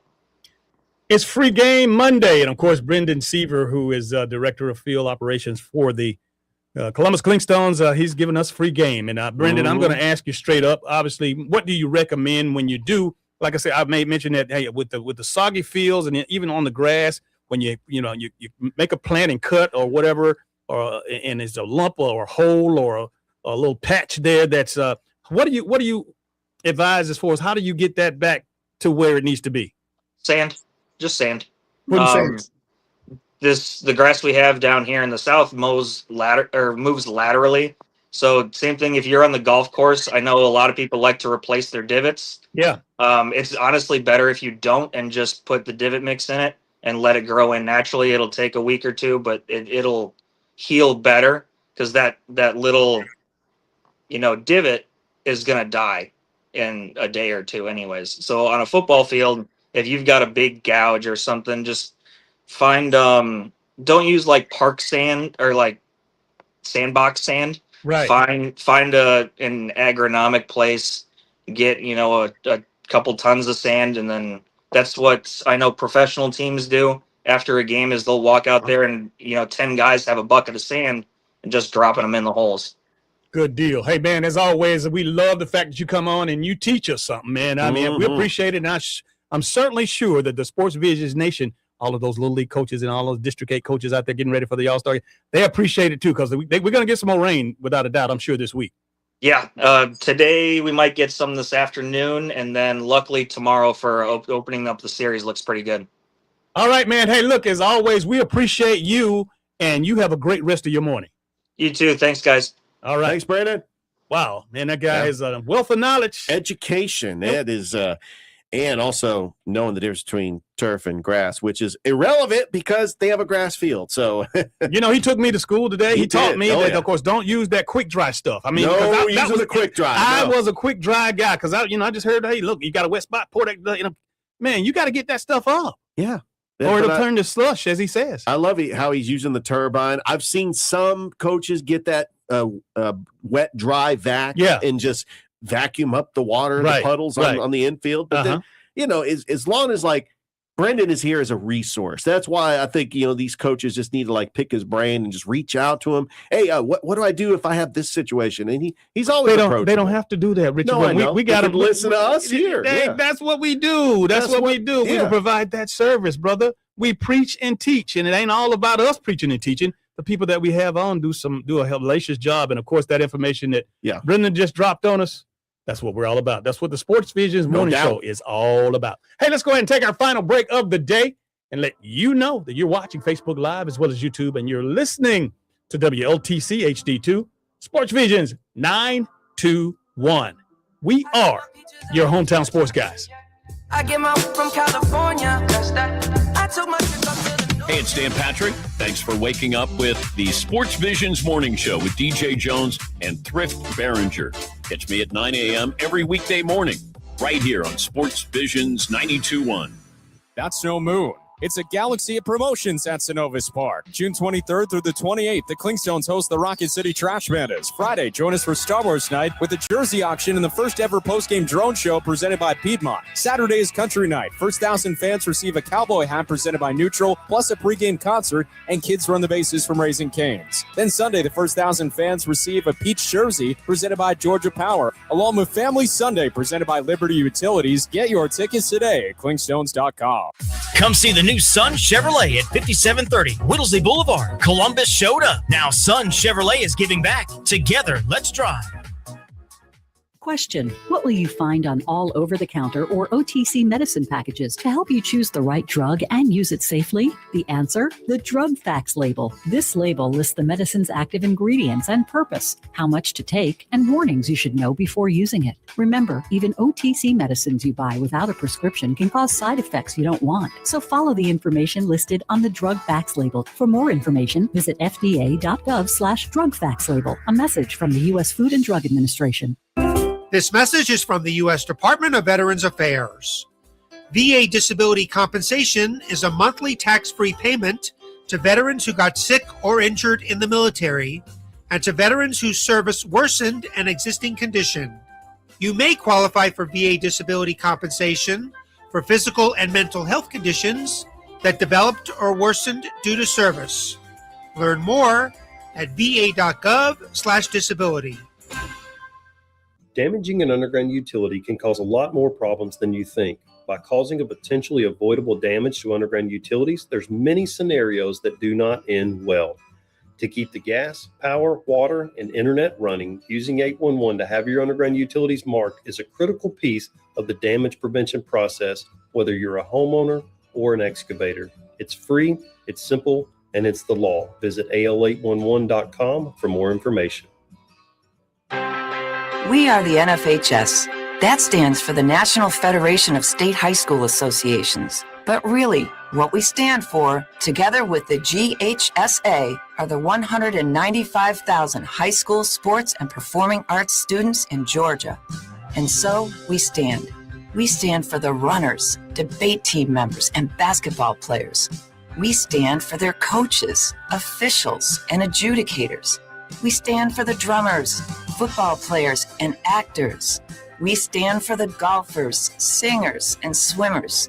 We stand as the national leader and advocate for these essential activities and all who participate in them and make them possible, because it is our purpose to ensure that high school students get to play, perform, and compete together. To learn more about who we are and what we stand for, visit nfhs.org. What would you give for a child you loved? To make their wish come true? To help them fight a critical illness? Just imagine what you'd do. You see, wishes are so powerful, and you can make them real. They can give a child back their childhood, even change the way they feel. Every single one of us can make the stars align. Because when we come together, hope and joy will shine. Wishes need stars like you. Visit Make-A-Wish at wish.org.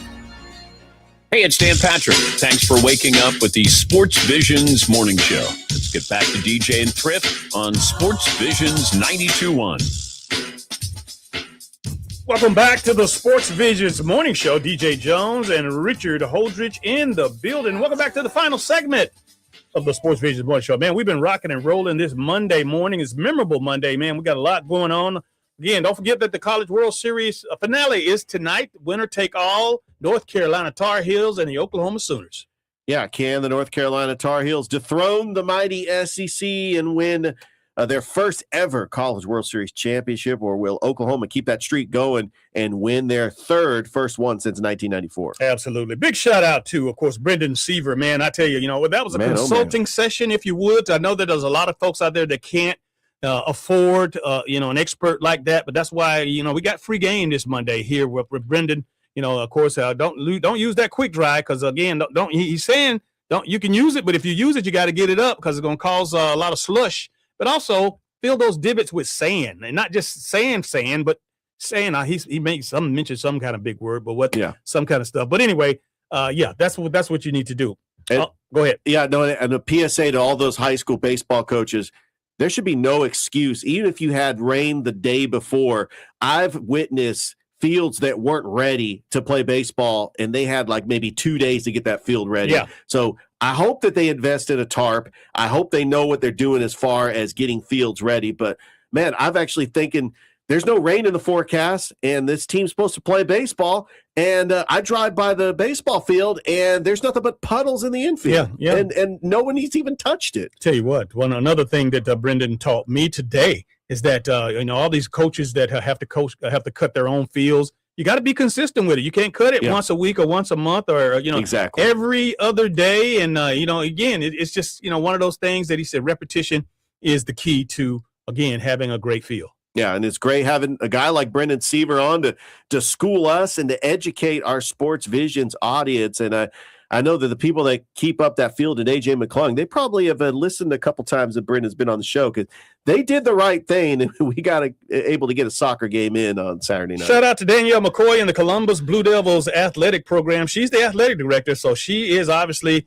the face of the organization. And, of course, most recently named the Georgia Athletic Directors Association GHSA Class 2A Program of the Year. And I tell you, man, Danielle had wonderful words. She handled herself tremendously. That's why I was like, Richard, of course she's going to be good. I mean, of course. And we'll have that around to share with you throughout the summer. Yeah, I always appreciate it anytime Coach McCoy can come on. She just feels comfortable, and I enjoy just hearing her story and supporting Columbus Athletics because they had a great year and looking forward to this upcoming fall season with all Columbus sports. And if you want to know why the Columbus Lions are so successful, sure, they have great ownership. Sure, they have great management, but they got a hell of a coach that understands what's going on. Coach Damien, of course, Nighthawk Daniels.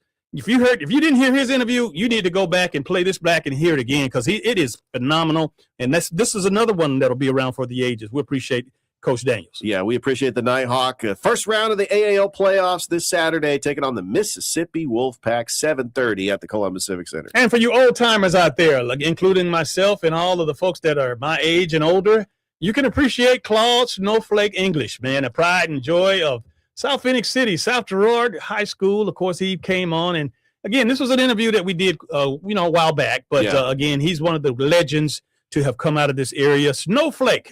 And, again, this is the high-flying guy. He's a basketball player. The very first NBA player to come from the Chattahoochee Valley. Yeah, played for the Portland Trailblazers, would go on to coach at Rhode Island and then Park University, and it really was responsible for Mark Upshaw to play over at Rhode Island, and then, of course, Donovan Williams playing at Park University over there in Missouri. Richard Ridge, before we go, and why don't you let everybody know if they want to go back and get this later, any of these interviews, where they can find us. You can find them on our Facebook page, our YouTube channel. You can also listen to us on the Sports Visions radio app, or you can listen to us commercial-free on Apple and Spotify. When you going to drop that next podcast? Oh, I'm dropping it tonight. I'm decided to go two a week. 2 a week. 2 a week now. Got the new graphic up. I got some things in the works. I got some special segments I'm going to roll out, and who knows, I might even bring the guests back. Come on now. So where can they find it? They can find it on Apple and Spotify. Just type in the Sports Beat with Richard Holdridge. You can also like my Facebook page and my YouTube channel. And I have episodes that are streaming live at 5 o'clock on Mondays and Wednesdays on my Facebook and YouTube. All right, Richard. Monday is in the books. Oh, yeah, it's in the books. I tell you, man, we are off and running. Hey, listen, we appreciate you for watching out there on Facebook and YouTube. And we certainly appreciate you listening on the app as well as WLTC HD2 Sports Visions 921. You hear the music, you know what that means. That's going to do it for this edition of the Sports Visions Morning Show. On behalf of Richard Holdridge, I'm DJ Jones, reminding you to keep your eye on the ball.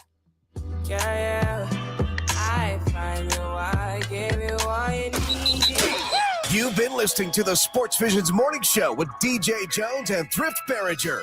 Brought to you by Global Diagnostic Services and the Finley Firm. This is Sports Visions 92.1. I tried to teach you, but I need some lessons. I need to give it all. I tried to live, but I can't. Gotta get to Gills Auto Sales. We can finance, you got to get to Gills. Selection and price, got to get to